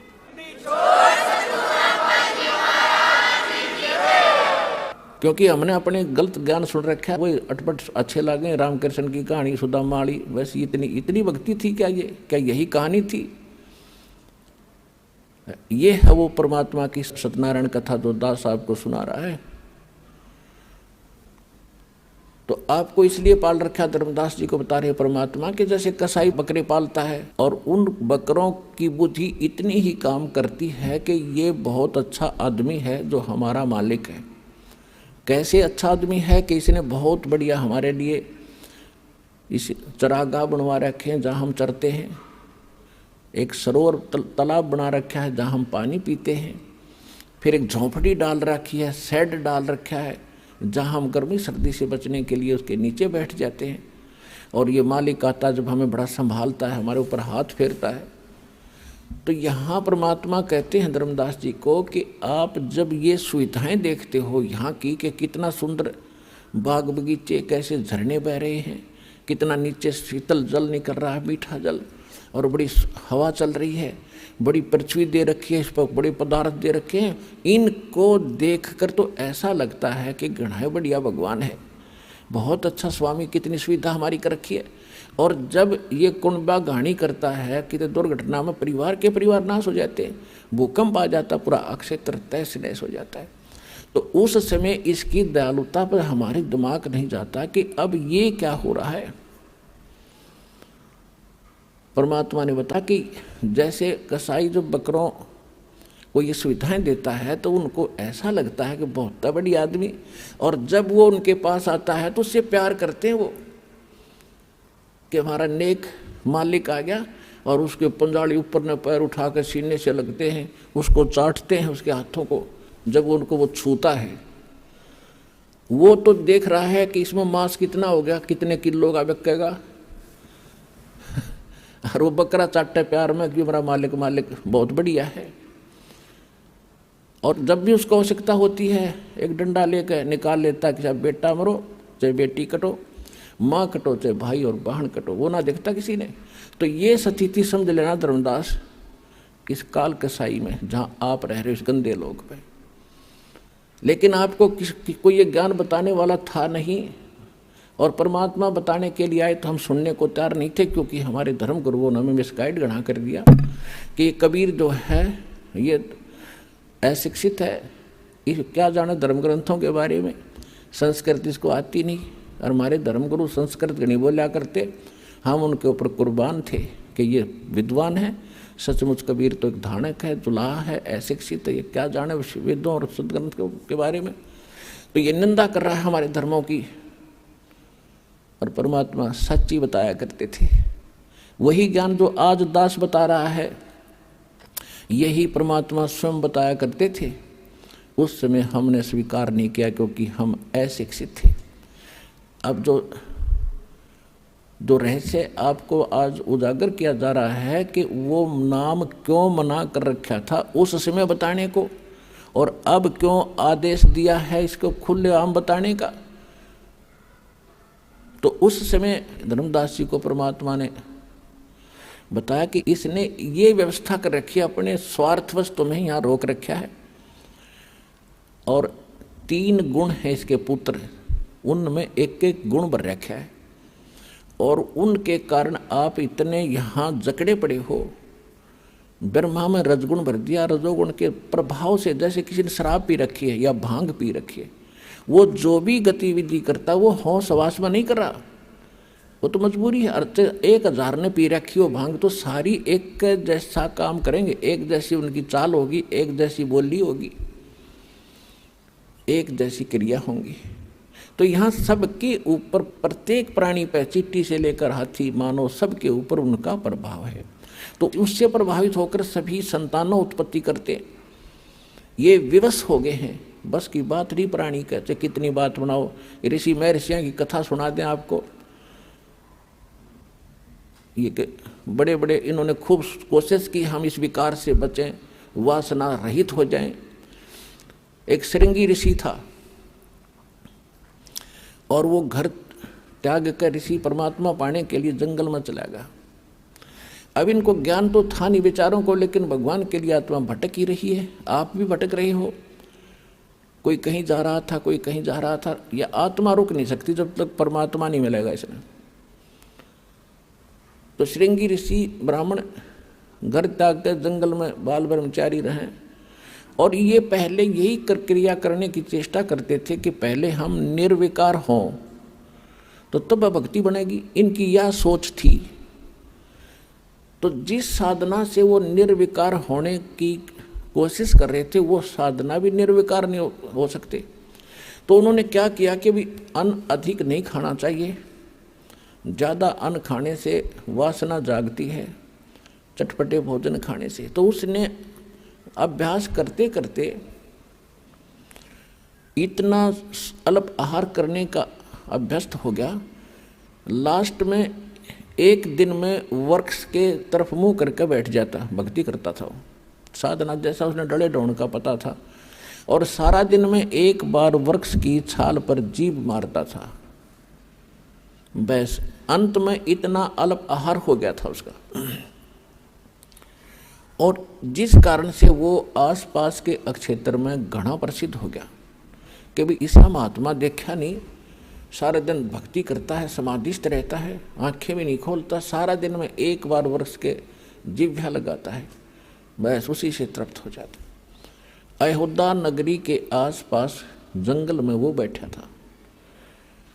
तो वहाँ सब जगह ये बातें फैली। तो अयोध्या के राजा दशरथ की लड़की थी और उसको भी पता चला श्री रामचंद्र से पहले, रामचंद्र अर्थात जब तक पैदा भी ना हुए थे। तो लड़की को पता चला तो अपने पिता की आज्ञा लेकर संत के दर्शनार्थ वो भी चली गई अपनी सहेली नौकरानियों के साथ। तो वहाँ जाकर देखा उसने कि साधु बड़ा महापुरुष है और यदि ये आंखें खोल ले, इसको घर ले आए हम और इसके वचन सुने, सेवा करें, कुछ अच्छी हमारी किस्मत बनेगी। तो इस उद्देश्य से उसने अन्य किसी महापुरुषों से, उनके साथ जो साधु संत रहते थे, ब्राह्मण गुरु होते थे, उनसे पूछा ये आंखें कैसे खोले। तो किसी वैद्य ने बता दिया कि आप जहाँ ये जीवा लगाता है श्रृंगी ऋषि, उस वृक्ष की उस स्थान पर थोड़ा सा शहद लगा दो। उस लड़की ने आज्ञा दे दी, उसके नौकरों ने वहाँ पर शहद ला दिया उस स्थान पर। अब ऋषि जी पहले तो एक बार जीभ मारता था, उस दिन 6 बार मारी, क्यों अच्छी मीठी लग गया। और अगले दिन फिर ऐसे कर दिया। तीसरे दिन ऋषि जी की, श्रृंगी ऋषि की आंख खुल गई और फिर उससे प्रार्थना की कि हमारे घर चलो। ऋषि जी ने घर जाने से तो मना कर दिया, लेकिन वहाँ लड़की डेली वहाँ सेवा करने जान लाएगी। अंत में उस राजा दशरथ की लड़की ने ब्याह कर लिया उस ऋषि जी ने चला था भगवान पाने के लिए और फिर फंस गया उसी दलदल में। तो परमात्मा कहते हैं जो ये वासना है, रजगुण का जो प्रभाव है, ये इतने विवश हैं ये प्राणी, ये जीव के बस का नहीं है। इसका तरीका बताया है परमात्मा ने। तुम डले ढूंढ जाओ, जंगल में जाओ। कबीर साहब कहते हैं मन के मारे बन गए और बन तज बस्ती माही, कहे कबीर क्या करूं ये मन तो माने नाही। एक किसान था, उसने कोई ज्ञान सुन लिया किसी संत से, इतना प्रेरित हो गया, उसका 2 बालक थे छोटे छोटे, उन्हें छोड़कर और चल पड़ा परमात्मा पाने के लिए। उस संत के आश्रम में रहने लग गया। अब वो संत के आश्रम में रहा करता था और वहाँ जाने के बाद कुछ दिन तो क्योंकि आत्मा भगवान के लिए भटकती ही रहेगी, ये इसके बस की बात नहीं। और वो इतने चंट होते हैं, वो जो साधु संत होते हैं डेरे वाले, उनको ये पता है कि अब तो यूँ आ गया तरारे से, मैं कुछ दिन में इसका बालक भी याद आएंगे। तो इनको एक ऐब लगा देते हैं सुल्फे का या भांग पीने का कि इन्हें पीकर पड़ा रहा मेरे पास। तो ऐसा ही उसने 7-8 वर्ष काट दिए। 7-8 वर्ष वहाँ रहा तो एक दिन वो भिक्षा लेने के लिए नगरी में गया। उसने आवाज लगाई, माई भिक्षा दो। तो वो माई क्या था, उसके 2 बच्चे छोटे छोटे उसके दामन को पकड़े हुए और वो भिक्षा लेकर आई। वह तो भिक्षा डाल कर चली गई। तो उसमें के प्रेरणा करी, काल ने, मन ने, उसके मन में आई रहे, अगर किसी के इतने छोटे छोटे बच्चे हों औरत के और उसका पति घर पर ना हो तो वह क्यों कर पाड़ा बेचारी। उसका अपनी बात याद आ गई कि तू छोटे छोटे बच्चों को छोड़कर आया है और तेरी पत्नी ने कैसे पाले होंगे। यह तो बहुत जुल्म कर दिया तने, तो बता कैसे पालेगी बेचारी वह। तो उसके मन में आया चल घर चलते हैं। अब वो घर की तरफ चल पड़ा पटक का जोड़ी ने। फिर उसके मन में आया छोड़ दे भाई, बात आई गई हुई, तू चाल उल्टाए। वापस चला, फिर आया एक बार देखते लो उसमें के बिजली पड़े है, देख आऊंगा कैसे रह रहे हैं, मर गए एक जीव हैं। लास्ट में फाइनल फैसला कर लिया कि चल एक बार देख आता हूं। अब वो घर की जाने की बजाय उसने सोचा खेतों में ही मैं पहचान मत आऊं नहीं किसी के, क्यों दाढ़ी बढ़ रही है, अदल पछाण सा हो गया, 8-10 वर्ष हो गए, तो खेतों में देख लूंगा, बच्चे ठीक ठाक होंगे तो वहाँ होंगे, खेतों में काम कर रहे होंगे वहाँ पर। तो वो बाबा जी खेतों चलने लगा। वहाँ पर उसका छोटा भाई और उस बाबा जी की पत्नी वहाँ खेतों में काम कर रहे थे। तो उसके छोटे भाई ने अपनी भाभी से कहा कि देखो मुझे तो ऐसा लगता जैसे मेरा भाई आ गया हो। वह कहने लगी तू हमेशा ऐसे मजाक करता रहता है, मेरा वो थोड़ा बहुत दुख बोलती हूँ तो फिर ताज़ा कर देता है, तू मत बार ये बातें मत कहा करे। नो बोला सच्ची कहूँ, देख सामने चाल तो दिखा उससे कैसी, उसने भी देखा कहाँ चाल तो वाए दिखा है, पर वो तो कहाँ वह था, वो तो बाबा बन गया, कहाँ होगा यहाँ पर। फिर निकट से आया, जब उन्हें पक्का देख लिया कि वही हैरी दरिया रहा है तो वही होगा, तो वो कहने लगी फिर यूँ फिर चला जाएगा, जब आ गया तो फिर भी जाएगा। तो उसका भाई बोला तू थोड़ा सा सहयोग दे मुझे, इसने मैं रखूँगा यहाँ पर। वो कहने लगी बोल क्या करूँ, कि तुम्हारे खेत में 2 शीशम है, मैं इसने काटने लगूंगा और तू शोर मचा दिए। अगर मेरा धनी होता तो तू के काट लेता, मेरे खेत में 2-4 फुट अंदर है, फिर भी तू अपनी कह रहा है। तो उसने ऐसा ही कर दिया ड्रामा। वो लेकर कुआड़िया लाग गया, शीशम ने धीरे धीरे किता मारने, और वह लागी शोर मचाने कि तने मैं सदाई लूटी हूँ, मेरा पति घर पर होता तो क्या तू आज ऐसा कर्म करता। देखो रे लोगों 10-5 फुट अंदर जगह मेरे खेत में हरनों का मेरी है, काटूंगा, मानता नहीं। और वो ज्वार में बढ़ कर नहीं देखा था, सुना था सारी बात बैठा बैठा। दोबारा रोती देखी, जब लकड़ का आया, बोला रे एकली नहीं है, मैं भी आ गया हूँ।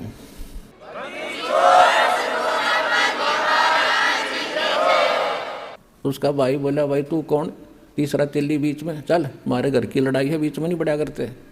नो बोला इसकी शीशम वाला हूँ मैं, शीशम वाला। बता, गया था घर छोड़ के, फिर शीशम वाला बन गया। नो बोला भाई वो तो कौन, तू मेरा भाई तो नो थोड़ा जैसे बुंडा शकल, तेरी शकल भी पछाण में ना आती, भाग गए थे। तो वहाँ खेतों में कोई नाई था, किसी आड़ी के बाल काटना आ रहा था, वहाँ गया। नो बोला अरे मेरे बाल काट, फटाफट नाश हो गया बात का। बोला भाई क्या हो गया, बोला मैं फलाना हूँ, मेरे भाई ने जुल्म कर रखा, देखो मेरी शीशम काटने लग रहा। और दूसरा आड़ी था, बोला मेरे पीछे काटिए पहले, तो इससे के काट। सुबता हुआ बात या उसके काट कर मुंड कर दिया साफ। आया ने बोला देख ओए हो ना, हाँ बोला वो आजा। भाई सीने का लगा लिया और उड़े बैठ गया, भाई बन गया फिर घरबारी। तो परमात्मा कहते हैं मन के मारे बन गए और बन तज बस्ती माँ, कहे कबीर मैं क्या करूं ये मन तो माने ना। ये मन माने कैसे, जो हमारे शास्त्रों में लिखी विधि है। जो हमारे सदग्रंथों में प्रमाण है, जो भगवान ने आके बताया है, उस विधि से यो मन मानेगा। कैसे मानेगा? डेरे डांडे खुश रहो, ये खुसरे लहे ना मोक्ष, धरु प्रहलाद भी पार हो गए, फिर गृहस्थी में क्या दोष। परमात्मा ने बताया है कि डेरे डांडे अपने घर पर रहो, भक्ति करो, जो विधिवत साधना है। यदि आप घर त्याग कर और ब्रह्मचारी रहकर ही मोक्ष मानते हो, तो ये जड़ों का नंबर तो पहले आना चाहिए तुम्हारे से, वो तो सारे पार हो जाए। फिर इसका कहने का तात्पर्य ये नहीं है कि आप दुराचारी हो जाओ। आपने जो है संयमी रहना होता है। दुराचार बहुत बुरी चीज है। और ये भी नहीं कि खुसरे यानी हिजड़े पार ना हो। पुण्यात्माओं, बात बिगड़ी पड़ी है सारी। देखो, किसी कर्म संस्कार से वो खुसरे बन गए, हिजड़े बन गए, और हिजड़े बनने के लिए तेरी सी मेरी सी जंगला में धक्के खाया करते, रोटी छोड़ देते थे। उनका अगर अकल ठिकाने आ जाए तो वो तो जल्दी भक्ति करें। वो भक्ति वो भी कर सकते हैं, वो भी पार हो सकते हैं, और जो गृहस्थी है वो भी पार हो सकते हैं, क्योंकि भक्ति से ही बात बनेगी। वो चाहे ब्रह्मचारी रह के कर लियो और चाहे गृहस्थी रह के कर लियो, सच भक्ति और विधि से ही करनी पड़ेगी, जो बता रखी है। कौन सी? नाम उठत नाम बैठत नाम सोवत जागबे, नाम खाते नाम पीते नाम सेती लागबे। किसान खेत में हल जोड़ रहा है या ट्रैक्टर से काम कर रहा है, हल से कर रहा है, अपना मंत्र करता रहिए, क्यों मनन तो बकवाद करनी है। ये तो हल बा रहा है तो कोई रागनी गा रहा है या फिल्मी गाने गुनगुना रहा है, तो उन बकवादों को छोड़कर मालिक की वाणी बोले, उस वाणी से और या सुमरण करता रहे, तो उस सुमरण के प्रभाव से जो बीज बोया जा रहा है और उससे जो फल आवेगा और उसको जो खावेगा, उसमें भी वो नेक विचार और भक्ति का अंश जाएगा। वो भी एक दिन भक्ति में लग जाएगा।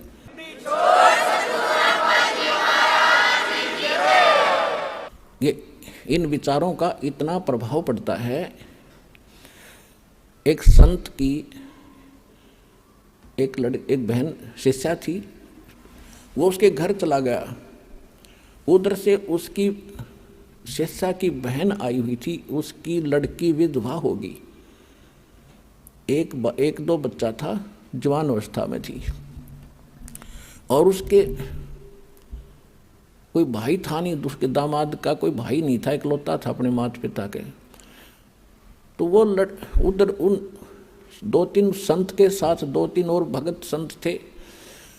तो उन्होंने जब खाना खाया, रात को सो गए, तो सुबह उस संत को सारी रात ऐसे सपना आया कि हे भगवान, मेरी बेटी विधवा होगी, हे परमात्मा, इसका क्या होगा, आगे कोई रास्ता नहीं, छोटे छोटे बालक हैं, कैसे पालेगी। तो उसने अपनी शिष्या को बुलाया कि बेटी, आज ये खाना किसने बनाया था हमारा। उसने कहा कि मेरी बहन आई हुई है और उसने ये खाना बनाया था आपका। क्या उसकी कोई लड़की को हादसा हो गया? हाँ, कहा जी, बहुत बुंडी बन गई उसके साथ। तो अभी 2 बच्चे थे, वो लड़की विधवा होगी, और बहुत चिंतित है ये। वो लड़की को बुला, उसको तो समझाया, बेटी ये तो जो होना था हो गया, पर भक्ति कर नाम ले ले, तो वह तो बहुत अलग शिक्षा दी। लेकिन कहने का भाव ये है कि वो खाना बनाने वाले के विचार उस भोजन में गए और उसको जाकर अफेक्ट किया उस ऋषि संत को। तो इसी प्रकार जो आज सारे वातावरण में रागनी, फिल्मी गाने, राजनीति की बातें या अटपट सुनते हो, अखबारों में पढ़ते हो, फिर दूसरों को सुनाते हो, ये सारे समाज में फैल गया। सबका वही स्वभाव बन गया। सुबह उठते आदमी चाह पीछा पीवा, पहले का अखबार लाओ, अखबार में के पढ़ रहे, उड़ा 3 मर गए हैं, उसका न्यू हो गया, फलाना न्यू हो गया, वहाँ बलात्कार हो गए। ये पढ़ने की बातें। सुबह उठते मालिक की कथा सुने, परमात्मा के मंत्र जाप करें, परमात्मा की कथा सुने तो आत्मा का उद्धार हो। तो अब जैसे भक्त बताते हैं कि ट्रेनों में या बस में दूर देश से, दूर राज्य से बच्चे आते हैं भगवान के, तो सुबह सुबह या शाम के समय जब ट्रेन में होते हैं, कोई आरती कर रहा है, कोई मंत्र कर रहा है, कोई सुबह के नित्यनेम कर रहा है, कोई दोपहर की रमैणी लगाए बैठा है मोबाइल में, एक वातावरण बदलता जा रहा है, तो पूरे विश्व पर इसका असर होगा। एक दिन सब नाम लेंगे, ये मालिक का वचन है। तो ऐसे प्रभाव पड़ेगा।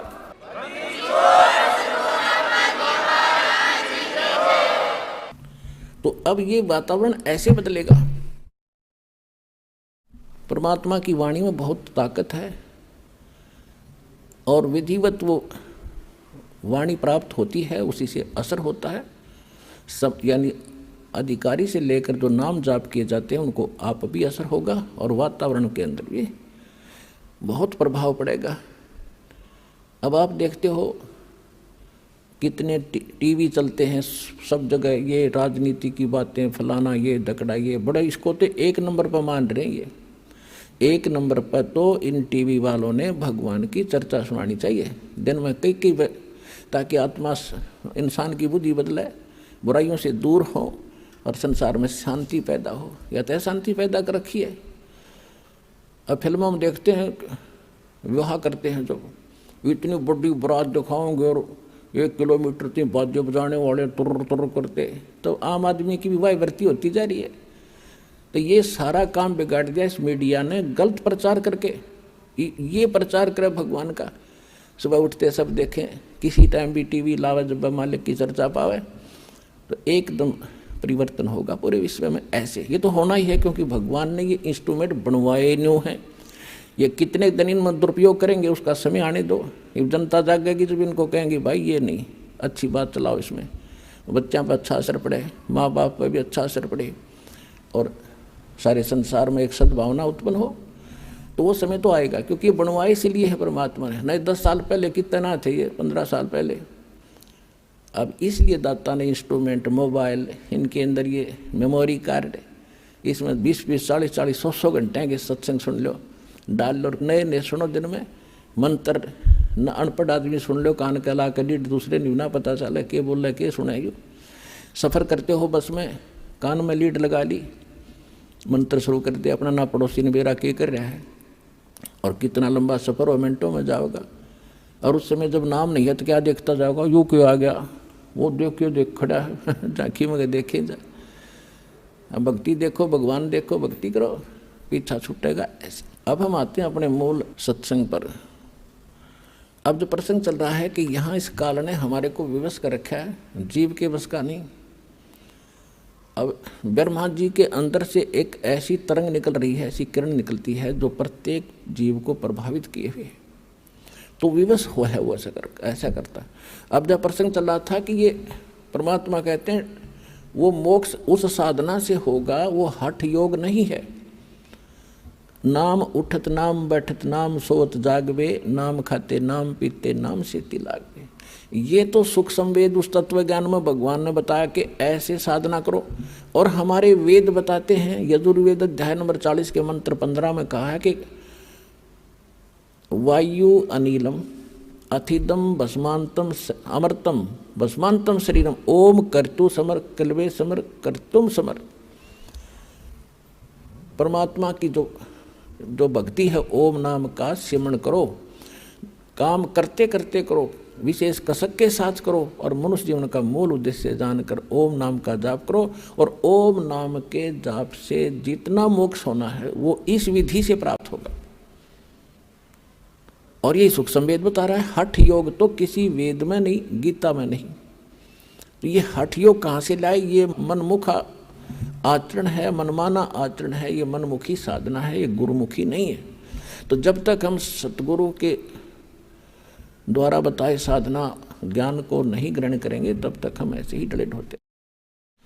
तो परमात्मा कहते हैं कि तुम परमात्मा की प्रेरणा में जंगल में चले जाते हो, घर छोड़ जाते हो, और भूख लगती है, प्यास लगती है, फिर रोटी मांगने, फिर घर में और गृहस्थियों के पास आते हो। बता अकल है तुम्हारे अंदर? अब घर में सारी सुविधाएं हैं, मकान है, झोपड़ी है, छोटा है, बड़ा है, जैसा तेरी किस्मत में, और नाम मिल गया, काम भी कर रोजी रोटी के लिए और भक्ति कर।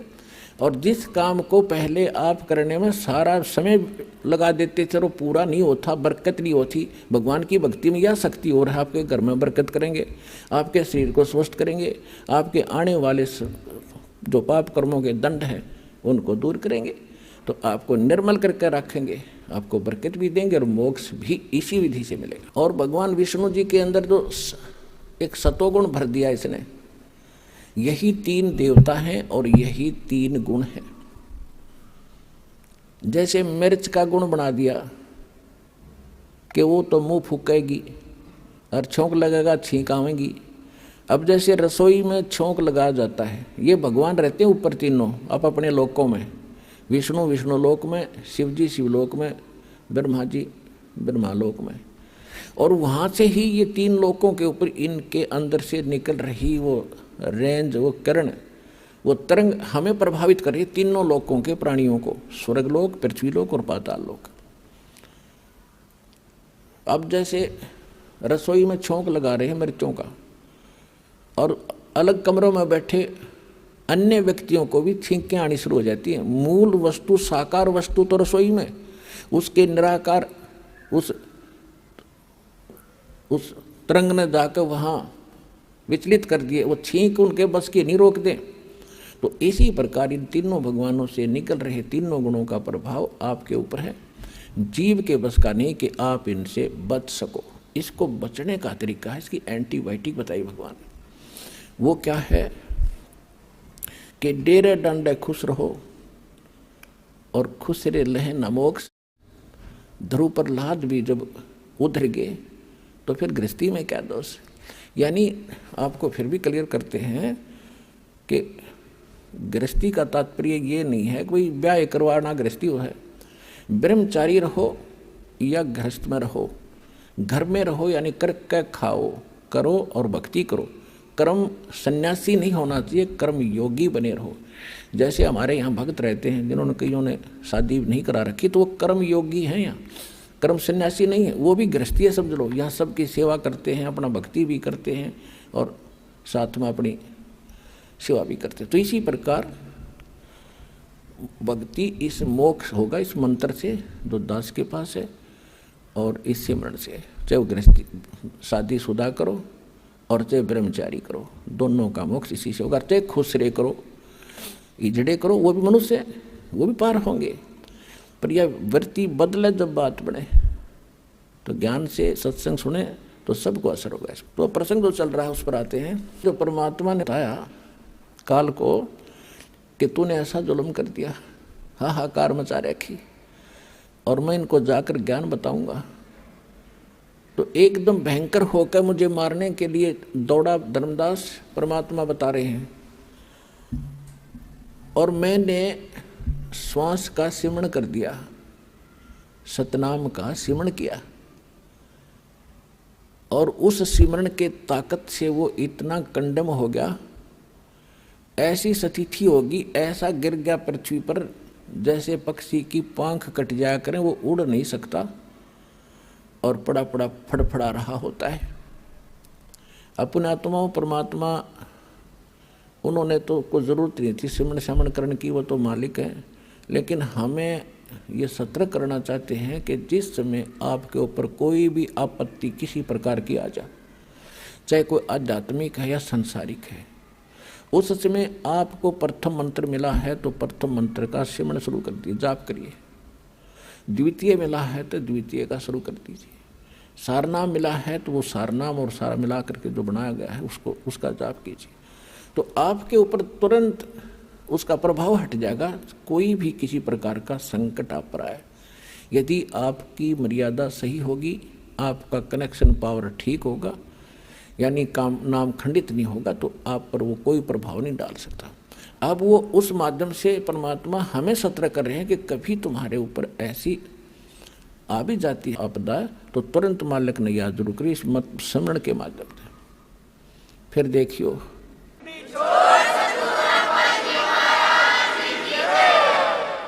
तो उस समय वो ऐसी स्थिति में आगा गिर गया जैसे पक्षी की पांख कट जाया करती हैं। अब उसने देख लिया, काल ने देख लिया कि भाई जोगजीत के पास कोई शक्तिशाली मंत्र है, इसने तो मुझे कंडम कर दिया। तो इसने फिर चापलूसी का सहारा दिया आप देख लो, यहाँ यथा राजा तथा प्रजा, जिसा यो भगवान है, इसी हमारा सबका नेचर ऐसा ही है। हमारे से कोई बोधा आदमी है, यानी कमज़ोर है, शारीरिक कमज़ोर है या वैसे व्यवस्था में कमज़ोर है, तो हम उसका सिर पर चढ़ जाएं। और जब तगड़ा सामने आ जा, उसने हाथ जोड़ा, हाँ जी चौधरी साहब। एक शराबी जावा था, शराब पिए गली में, सामने एक बनिया आ गया, बनिया लाला जी, क्योंकि वो अल्पसंख्यक होते थे गाँव में, एक दो दो चार चार घर होते थे। तो शराबी ने जब देखा उस बनिया को, गाली देने लग गया। गाली देने लग गया तो दूसरा बोला, अरे बोलिए ना लाला जी, शराब पी रहा है। इतने में एक लठ ले रहा था कंधे पर, तगड़ा सा आदमी। वो बोला, अरे क्या, कौन है, क्या कर रहा है? बोला, चौधरी साहब नमस्ते। तो लाला जी बोले, भाई तो 2 डाल की पी रहा है, ये तो 2 तरह की पी रहा है, शराब पी रहा था। मन ने गाल दे रही, ठाडा दिखा, इसने हाथ जोड़ा। यू तो यू काल तो 2 तरह की प्यारा खींचने हमारे थे, और खूब भी ये 2 तरह की पी रहा है। जब इसने नो देखा कि मैं इसने मारूंगा, जब ताकड़ पाड़ के गया, जब परमात्मा ने उसकी देही तोड़ दी, जब पड़ा पड़ा तड़फे और शायद से घिसड़ के और चरण पकड़ दिए। धर्मदास मेरे आके, तुम्हारे भगवान 21 ब्रह्मांड के मालिक ने, ब्रह्मा विष्णु महेश के पिता ने।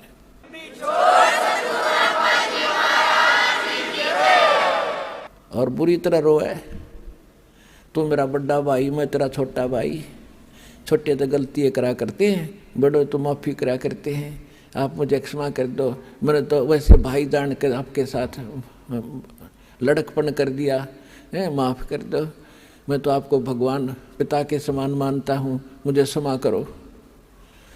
जब बुरा हाल कर दिया, जब मैंने कहा ठीक है, फिर कहता है मुझे कुछ, आप नीचे जाओगे? कहाँ जाऊँगा भाई, मेरे को आदेश हो गया, मैंने जाना पड़ेगा, बस की बात नहीं।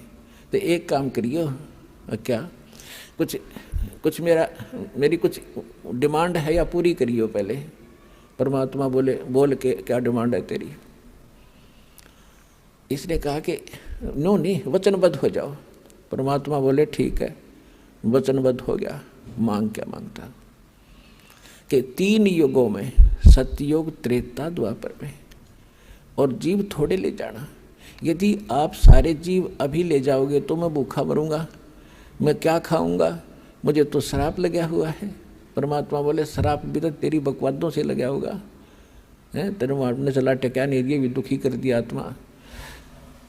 3 युगों में जीव थोड़े ले जाना, और चौथा युग जब कलयुग आवे, तब तो शरण जीव बहु जावे।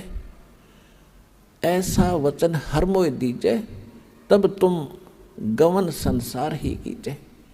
कि हे भगवान, हे परमात्मा, मुझे आप ऐसा वचन दो और फिर तुम नीचे जाना। क्या मांगा इसने? एक तो ये मांगा था कि 3 युगों में जीव थोड़े ले जाना, और चौथा युग जब कलयुग आवे उस समय कितने ही जीव ले जाना। और दूसरी प्रार्थना ये की थी कि दाता, आप जोर जबरदस्ती ना करना, अपना ज्ञान सुना के, और जो आपके ज्ञान को स्वीकार करे हृदय से, वो आपका हो और शेष मेरे रहें। तो परमात्मा को पता था कि ज्ञान इनको हो जाएगा, फिर यहाँ रहेंगे कैसे, ज्ञानत कराऊंगा इनको जाकर चौथे युग में। तो परमात्मा ने कहा ठीक है, यह भी मान ली तेरी प्रार्थना। फिर क्या कहा कि त्रेता युग में मेरा एक अंश जाएगा, रामचंद्र नाम होगा, राजा दशरथ के घर जन्म होगा, और उसके प्रारब्ध में ऐसा लिखा हुआ है कि उसकी पत्नी को एक राक्षस उठाएगा, लंका में ले जाएगा, और उस समय उससे छुड़वाने के लिए उसको पुल की आवश्यकता पड़ेगी समुद्र पार करने के लिए। आपके बिना ये काम दाता कोई नहीं कर सकता, या दया करियो। परमात्मा को पता था कि यह आत्मा तो मेरी है, रामचंद्र भी यूँ तो ठेकेदार बन रहा है। अपने आत्माओं जैसे आपका कोई पुत्र या पुत्री है और कोई रोगी है आज के दिन किसी कारण से, मान ले जैसो देखो सत्संग ये ऐसा सत्संग है, इसमें सारे पॉइंटों पर हिंट देने पड़ते हैं, हर तरह के भगत होते हैं। अब जैसे यहाँ अधिकतर रोगी आते हैं, क्यों काल ने सत्यानाश कर दिया, भक्ति खत्म करवा दी, पिछले पुण्य खत्म हो लिए, आगे भक्ति इनके पास थी नहीं, माथा टेक टेक उन चौराहे वाली माताओं पर बैठा लिया। अब सब रोगी हो गए, किसी को कोई हानि है, कोई मेंटली डिस्टर्ब है, किसी को कैंसर है, किसी को हाहाकार मात्री। तो भक्ति की शक्ति बिना शरीर चलेगा कैसे, ये मट्टी है। तो अब जैसे यहाँ आते हैं और कति लास्ट स्टेज पर मृत्यु के निकट है, यदि सच्ची श्रद्धा से सच्चे दिल से समर्पित होकर भक्ति करेंगे तो कति ठीक करेगा, गारंटीड बात है, स्वस्थ होंगे यदि नीत भक्ति की होगी तय।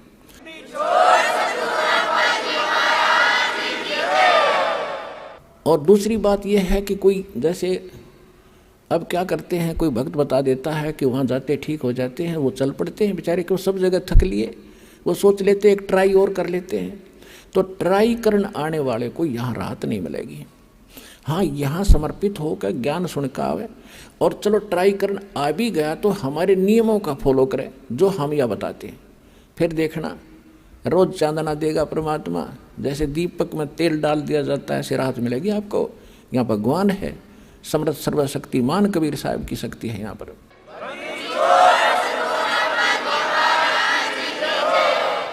अब फिर भी किसी कारण से भी राहत ना मिल पाई, त्रुटि तो अपनी ही होगी, भगवान में तो है ही नहीं। सतगुरु के दरबार में भाई कमी कहे की ना, अनसा मौज नहीं पावता तेरी चूक चाकरी माँ। इस सच्चे दरबार में कबीर भगवान की डिक्शनरी में इम्पॉसिबल वर्ड नहीं है, असंभव शब्द नहीं है इस भगवान के दरबार में। यदि कोई आप नहीं राहत प्राप्त कर रहे हो तो आपकी चाकरी में दोष है, कमी है, त्रुटि है, आपकी कोई श्रद्धा भाव और सिमरन भक्ति में कोई दिक्कत है, उसको सुचारू करो, वो अवश्य मिलेगी। अब कहने का भाव ये है कि अब जैसे किसी का बाप बीमार है, 70 साल का हो गया, और नाम ले लिया उसने, दुखी गणा था, दीक्षा ले ली, राहत तो मिलती है, लेकिन फिर भी किसी कारण से त्रुटि रह जाती है, कोई नियम खंडित कर देते हैं, आदत छूटती नहीं। काल ने तो यही तक नाश कर रखा है कि इनको सुख नहीं हो, दुख हो जितना हो, नाम ले जाते हैं। और बहुत से भक्त ऐसे आते हैं जी कति ठीक हो गया था और इसने बीड़ी पी ली, क्यों माड़ी राहत होगी, वो बकवाद फिर भागी और फिर वही स्थिति होगी। तो भाई ऐसे व्यक्ति को यहाँ कोई स्थान नहीं है। अब भगवान नहीं सुनेगा ऐसे व्यक्ति की, दोबारा नाम लो और फिर ठीक हो जाएगा, आगे नियमित रहना। इस कारण से वो कोई नाम खंडित करने से मृत्यु भी प्राप्त हो जाती है। अब हम तो रो रहे हैं कि हे भगवान यू क्यों मर गया, क्योंकि हमारा पिता था या हमारा पुत्र था, हम तो एक सुख के ठेकेदार बने, वो तो आत्मा तो उस परमात्मा की थी, उस परमात्मा की आत्मा है, और उसको नाम दे दिया तो उसको मनुष्य जीवन मिलेगा। इस नाम का एक बार भी जाप करके जो दास प्रथम मंत्र देता, और यदि शरीर छूट गया तो मनुष्य जीवन गारंटीड है, भक्ति मिलेगी। और इस अनमोल अमृत को बचा कैसे रखा था, छुपा क्यों रखा था, इसलिए रखा था कि ये जरूरत है इसकी। पहली बात तो स्वस्थ करेगा, और इस सजन में मोक्ष करने की चेष्टा करेंगे परमात्मा, फिर भी क्योंकि घड़ा बिगड़ा हुआ काम है सारा, कोई न कोई त्रुटि हुए बिना रहती नहीं, किसी कारण से मृत्यु भी हो जाती है तो उसका तो भाग जाएंगे। दोनों हाथों में लाडू, सतलोक आसन बरवाड़ा में आपके। जब स्वस्थ हो गया तो भक्ति इस जीवन में करियो, और जब मृत्यु होगी किसी कारण से तो नेक्स्ट जीवन 10वें महीने आ लेगा अपनी माँ की गोदी में, यहीं पर नया कपड़ा पहन के।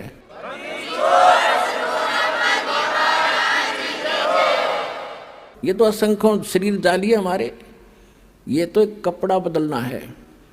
और पुण्यात्माओं, जब आपको ज्ञान होगा ना इस बात का, जैसे आपका धोती कुर्ता पजामा फट गया और आपके बक्स में, आपकी टैची में अरकाचा दरिया है नया, तो क्या करोगे, न फेंकोगे बाहर, अरकाचा काट के तुरंत पहनोगे। तो ये जो शरीर है ये तो एक कपड़ा है, अगर ये खराब हो गया तो इस मंत्र से मोक्ष से पहले भी अगर खराब हो जाता है तो नया तैयार रखे आपका टैची में, पैर के तुरंत आ लोगे यहीं पर और बाहर हो जाओगे। इसको ज्ञान समझना, ये कोई डूम बाट के गीत नहीं, कोई रागनी बनानी है गिरागनी नहीं, ये कोई फिल्मी लोगों की बनाई हुई दंत कथा स्टोरी नहीं, ये परमात्मा का दिया अध्यात्म ज्ञान है। और इसको 100% सत्य है और आप भी इसको सत्य मानना। तो जो प्रसंग चल रहा था हम उसी पर आते हैं। तो इस काल ने ठेका ले रखा है, ये हम इसके हो गए और हैं हम सभी आत्मा परमात्मा की। तो उसने ये प्रार्थना की थी कि मेरा पुत्र जाएगा विष्णु रामचंद्र रूप में, और वहाँ पुल की जरूरत पड़ेगी जब रावण सीता ने ठावेगा, आप दया करियो। परमात्मा बोले कोई बात ना, क्योंकि परमात्मा ने पता था को यू ना कहे तभी मैंने जाना पड़ा, क्योंकि बच्चा तो मेरा ही है। कहीं भी कोई दुख आत्मा है तो दाता रो तो वही रहा आपके लिए। कबीर साहब कहते हैं मैं रोए तू सृष्टि को, और ये सृष्टि रोए मोहे।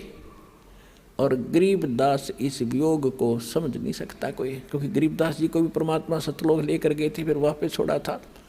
तो उनको समझा रहे हैं कि मैं इनको रो रहा हूँ गरीबदास, कि तुम मेरे बच्चे हो, मेरी भक्ति करो, तुम्हें यहाँ भी सुख दूंगा और सतलोक ले चलूंगा जहाँ तुम सदा सुखी रहोगे, मृत्यु नहीं होगी तुम्हारी। और ये मुझे खोज रहे हैं भगवान है संकट मोचन, संकट मोचन है। बता हनुमान जी ने संकट मोचन मान्या करते हम होते।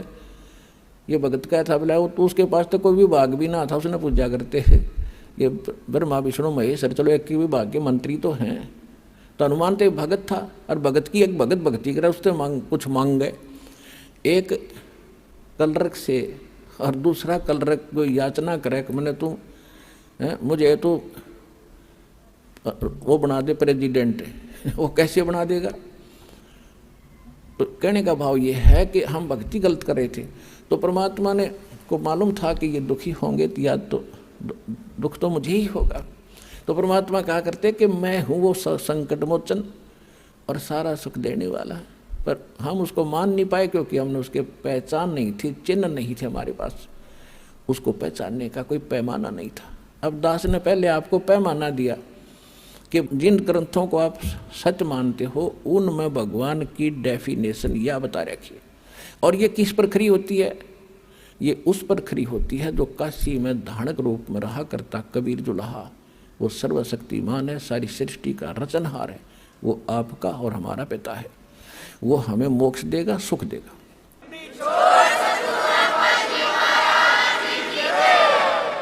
फिर क्या किया उसने? तीसरा प्रश्न ये किया कि परमात्मा द्वापर युग में मेरा पुत्र जाएगा वही, और उस समय कौन जाएगा? श्री कृष्ण यानी विष्णु जाएगा, और वहाँ एक मंदिर बनवाना चाहेगा अपना जगन्नाथ के नाम पे, और उस जगन्नाथ के मंदिर को समुद्र नहीं बनने देगा। क्यों नहीं बनने देगा उसका आगे कारण बताएंगे। तो उसको आप बचाना। परमात्मा बोले तथास्तु, और बोल के मांगे। तब काल ने कहा था अब जब उसके सारे मांग पूरी होगी, और तब फिर बदल गया, आंखें खड़ा हो गया। अक्षमा भगवान ने कर दिया था, ठीक है तो अक्षमा कर दिया, वह शक्ति उस पर असर कर नहीं रही थी, वो खड़ा हो गया। खड़ा होकर न्यू कहता जाओ जोग जीत संसारा, न्यू बोला चौथे युग में ऐसा कर दूंगा इन प्राणियों को, ये भक्ति योग नहीं छोड़ूंगा, और ना जाने कितने इनके विभाग कर दूंगा, अलग अलग मजहब धर्म बना दूंगा, अपने दूत भेज के इनको गलत ज्ञान से रंगवा दूंगा। और एक और प्रार्थना की थी कि पहले मेरे अंश जावें, पहले मेरे दूत जाएं, मेरे प्रचारक जावें, और पीछे अपना बेसिक भेज दियो। अब वो सियाणा बनया था कि इनका पहले चला जा, सारी ये बात बता दे, मेरे वाले की कोई सुने को नहीं। परमात्मा ने पता था कि ये इतने भले ना है कि मेरे वाले की जल्दी से मान लेंगे तो कहा था ठीक है पहले तेरे चले जाएंगे, खूब या भी तेरे को छूट दे दी। फिर ने बोला जाओ जोग जीत संसारा, जीव न माने कहा तुम्हारा। क्या कहा कि अब मैं क्या करूँगा, अपने दूतों के माध्यम से अपने संत भेज के और सबको उल्टा पाठ पढ़वा दूंगा, गलत ज्ञान प्रचार करवाऊंगा, देवल मंदिर तीर्थ पत्थर पुजवान में इन्हें दृढ़ कर दूंगा। और ये जब तुम्हारा आएगा पीछे से कोई हंस, तो परमात्मा ने कहा था कि चौथा युग जब कलयुग आवे तब हम अपना अंश पठावें, तब मैं अपना एक अंश, अपना दास भेजूंगा। तब काल ने कहा था कि बेशक भेज देना, उस समय तेरे उस दास की, तेरे भेजे हुए संदेश वाहक की कोई नहीं सुनेगा और मेरे वकील बनेंगे। इतना अज्ञान से ठोक दूंगा उनको कि मेरी ओर होकर के तेरे साथ वाद विवाद करेंगे वो, और एक नहीं मानेगा। और बेशक आज ही कलयुग कहा था कि जाओ जोग जीत संसारा, जीव न माने कहा तुम्हारा, जीव तुम्हारा कहा ना माने, हमारी ओढ़ हो, हमारी ओढ़ होकर बात बखाने, यानी वाद विवाद करेंगे तुम्हारे साथ। तो परमात्मा ने कहा था कि आप अपना काम करियो, अरे हम अपना करेंगे। परमात्मा को पता था। धर्मदास जी ने कहा कि दाता ये भगवान आपने इतनी छूट क्यों दे दी उसको। लाला जी थे ये धर्मदास जी, माइंड घना यूज करा उसने। हे परमात्मा अरे 3 युग क्यों दे दिया, इसे युद्ध नाश कर दिया इसने मारा है, इसके ऊपर पार पड़ेगी भगवान है। परमात्मा बोले भाई बात सुन, यदि तुम मान जाते मेरी बात, मैं तो सतयुग से पीछा पड़ रहा हूँ तुम्हारे। सतयुग में भी आता हूँ, ज्ञान सुनाता हूँ, भक्ति थोड़ी बहुत प्रवेश करता हूँ, तुम सुनते ही नहीं क्योंकि उस समय तुम सभी सुखी होते हो। और जैसे सतयुग त्रेता द्वापर में ये अच्छी आत्माओं के जन्म होते हैं, फिर धीरे धीरे उनकी पुण्य खत्म होते चले जाते हैं।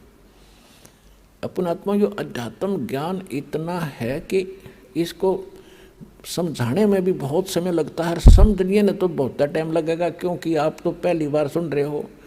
जो पुराने भगत हैं वो तो शीघ्र समझ जाते हैं, उनके लिए भी एक बहुत इंटरेस्टिंग और नया नया ज्ञान भी और भी होता है साथ में।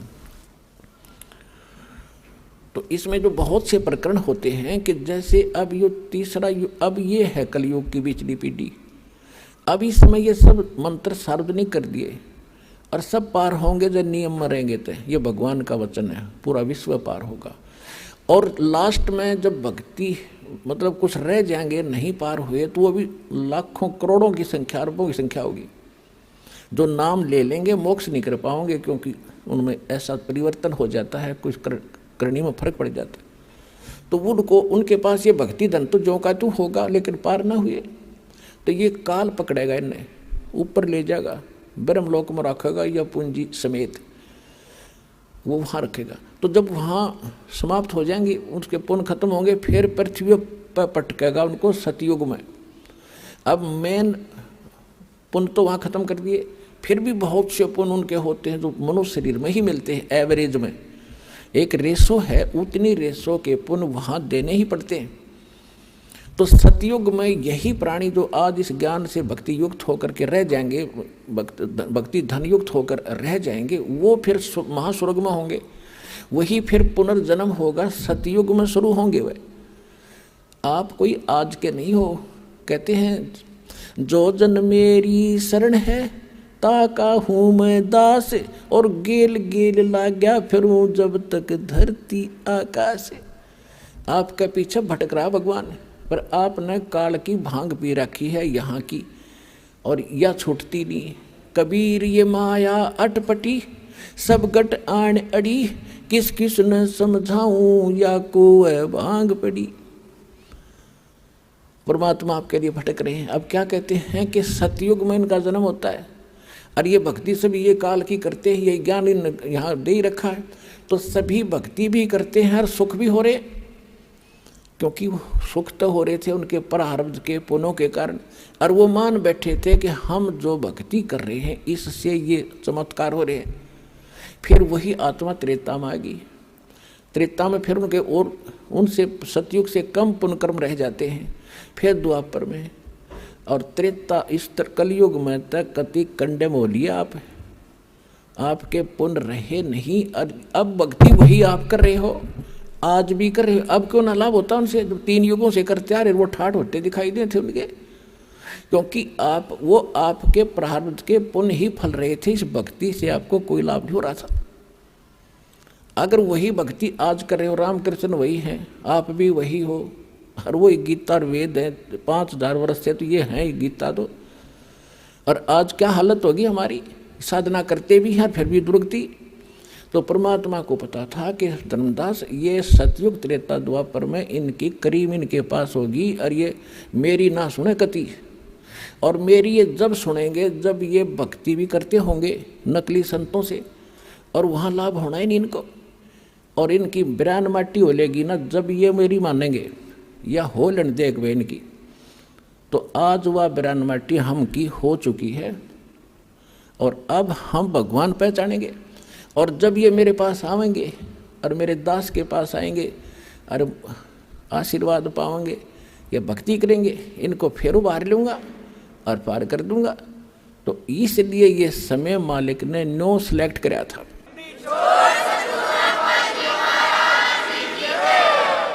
अब धर्मदास जी को मालिक ने सारी कहानी बता दी मिनटों में, और फिर कहा था धर्मदास मेरी लाख दुहाई, ये मूल ज्ञान जो मैंने तेरे को बता दिया और ये मूल मंत्र, ये सार शब्द ये कहीं बाहर ना जाए, ये सार शब्द बाहर जो पढ़ी, ये मूल ज्ञान। दो जगह दो वाणी बोल रखे हैं, एक तो ये मूल ज्ञान ये है जो दास आपको समझा रहा, आज तक ना को कबीरपंथी जानता है इसको, और बाकी अगर मतलब है कि इस ज्ञान के आसपास भी आ जा। तो ये था मूल ज्ञान और ये है मूल मंत्र, कंप्लीट कोर्स ये आपको दिया जा रहा भक्ति का।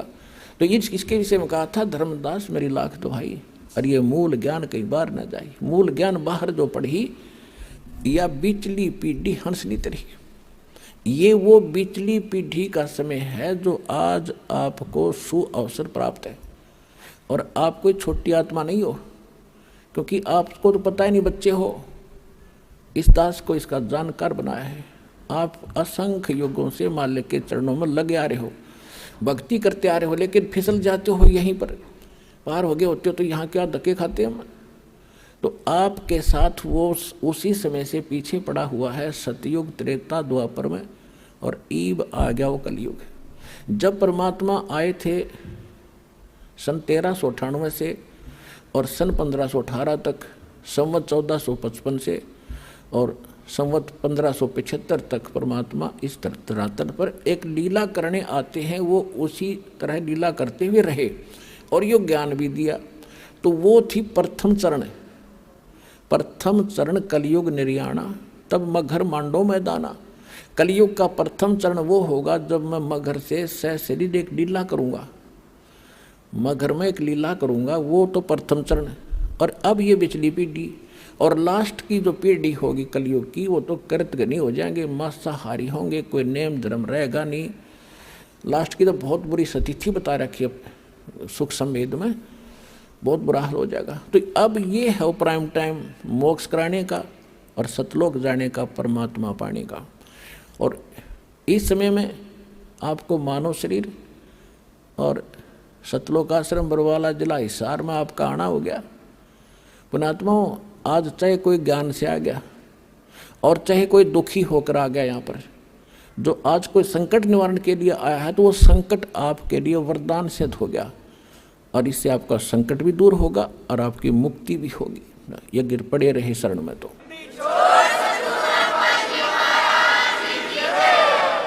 तो ये इसलिए ये रोका था कि धर्मदास मेरी लाख दुहाई, ये मूल ज्ञान की तबार न जाई, मूल ज्ञान बाहर जो पढ़ी, ये बिचली पीढ़ी हंस न तरी।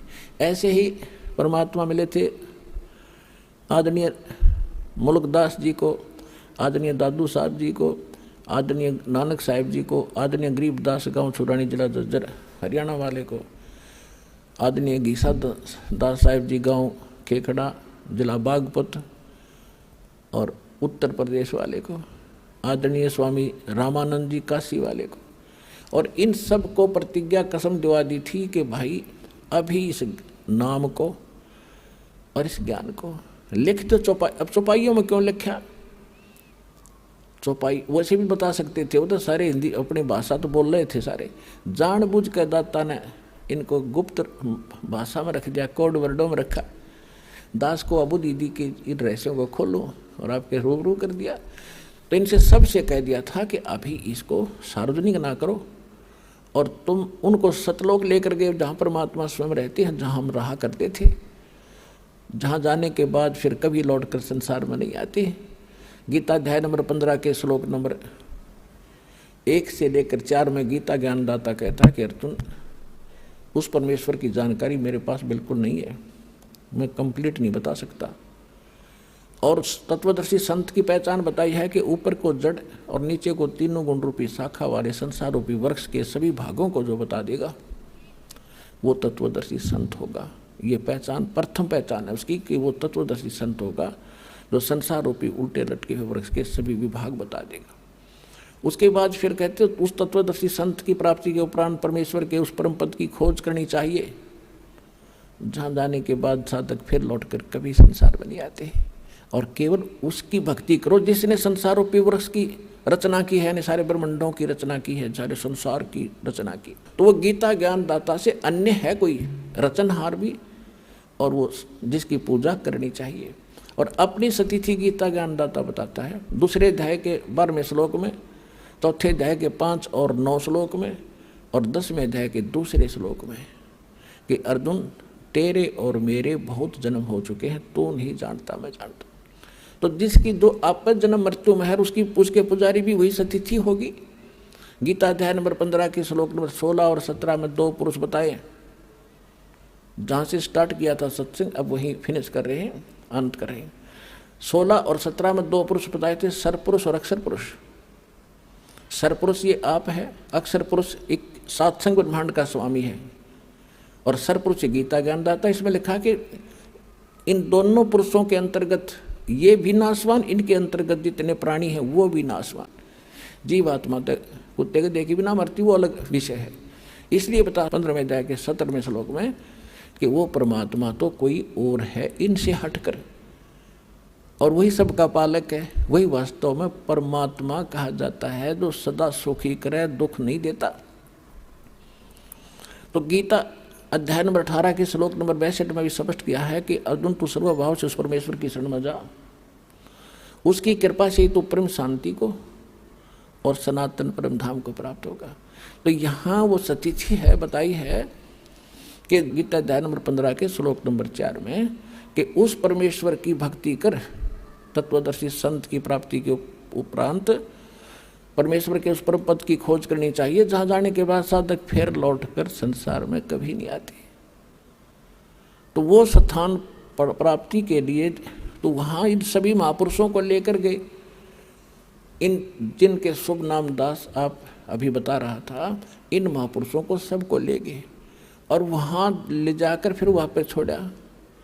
फिर इन्होंने जाकर पता किया कि ये बैठा भगवान काशी में धाणक आदरणीय नानक साहिब जी समकालीन थे परमेश्वर कबीर जी के, और उनको सचखंड लेकर गए बेई नदी से और उनको बताया कि ये है आपका स्थान ठीक ठिकाना। और फिर उन्होंने सभी बात जाते हुए कहते भगवान हमें यहीं रख लो। तो परमेश्वर ने कहा कि नहीं, वापस जाओ, मेरे गवाह बनो और भक्ति करके वापस आ सकते हो, नो जोर जबरदस्ती नहीं कर सकता, मेरा वचन है। तो जब वापस आए तो फिर उन परमात्मा ने बताया नानक साहिब जी को कि मैं काशी में एक जुल्हा बन कर रहता हूँ, वहाँ जुल्हे का काम करता हूँ, वहाँ आ जाना, सतनाम दूंगा। तो नानक साहिब जी तीसरे दिन जब हाउस में आए, सतलोक से वापस आए, नौकरी त्याग, प्रथम यात्रा, प्रथम उदासी बनारस की काशी की, और वहाँ जा देखा खड्डी में बैठा कपड़े बुनता हुआ वही परमात्मा सृजनहार सतलोक का मालिक। तब नानक साहिब जी ने कहा था, फाई सूरत मुल्क की वेश, ए ठगवाड़ा ठगी देश, खरा सियाणा बोता बार, लोगों धानक रूप रहा करता। आँखों में पानी भर गया और बुरी तरह कहने लगे, देखो रहियो बैठा भगवान, ये ठगवाड़ा, ये अपने आप को छुपाए बैठा है, ये किसी के सामने नहीं आता। ये वहाँ दुलाए इकट्ठे हो गए, वो नो कि पंजाब का सरदार भी अच्छा है, इसको भगवान बताता नीरू के पुत्र को, किसी ने नहीं मानी। जब परमात्मा ने कहा था, पुण्यात्मा अभी कुछ ना बताओ, यह खाम खा व्यर्थ जाएगा आपका ज्ञान, इसको सुनाओ समझाओ, लेकिन इस रहस्य को अभी गुप्त रखो और मैं सतनाम देता हूँ, इसका जाप करो। सतना अब किसी को नहीं बताना। तो ये थे महापुरुष नानक साहिब जी ने बैन लगा दिया। स्वयं सतनाम का जाप करते थे 2 अक्षर का। आपको दिखाया था उस जन्म साखी के अंदर नानक साहिब जी की, भाई बाला के और मर्दाना जब जा रहे थे समुद्र के ऊपर से, तो वो सारी कथा आपको बता रखी है। तो स्वयं तो वो सतनाम जाप करते थे और अन्य को झटका दे दिया कि कोई इसका जाप नहीं करेगा। क्यों? क्योंकि इस बिचली पीढ़ी तक इसको गुप्त रखना था। नित्य नकली संतों के काल के दूत राधा स्वामी से निकली हुई ब्रांचें, ओए होए, और जितने कुमार स्वामी रासाराम जैसे ये दुनिया में ठगन लाग रहे, आज इनके पास यही ज्ञान होता है, यही मंत्र होते, तो कैसे भिन्नता बताते आज दास आपको। अब परमात्मा ने कहा था कि पहले इनको जाने दे और बकलेन दे, नौवा बाई जो बकेंगे, ज्ञान तो इनके पास है ही नहीं। और जब मेरा दास जागा इनकी खाल तार देगा ज्ञान की, प्रमाण दिखाओगा सामने, सबको शिक्षित करूंगा अपने बच्चों को,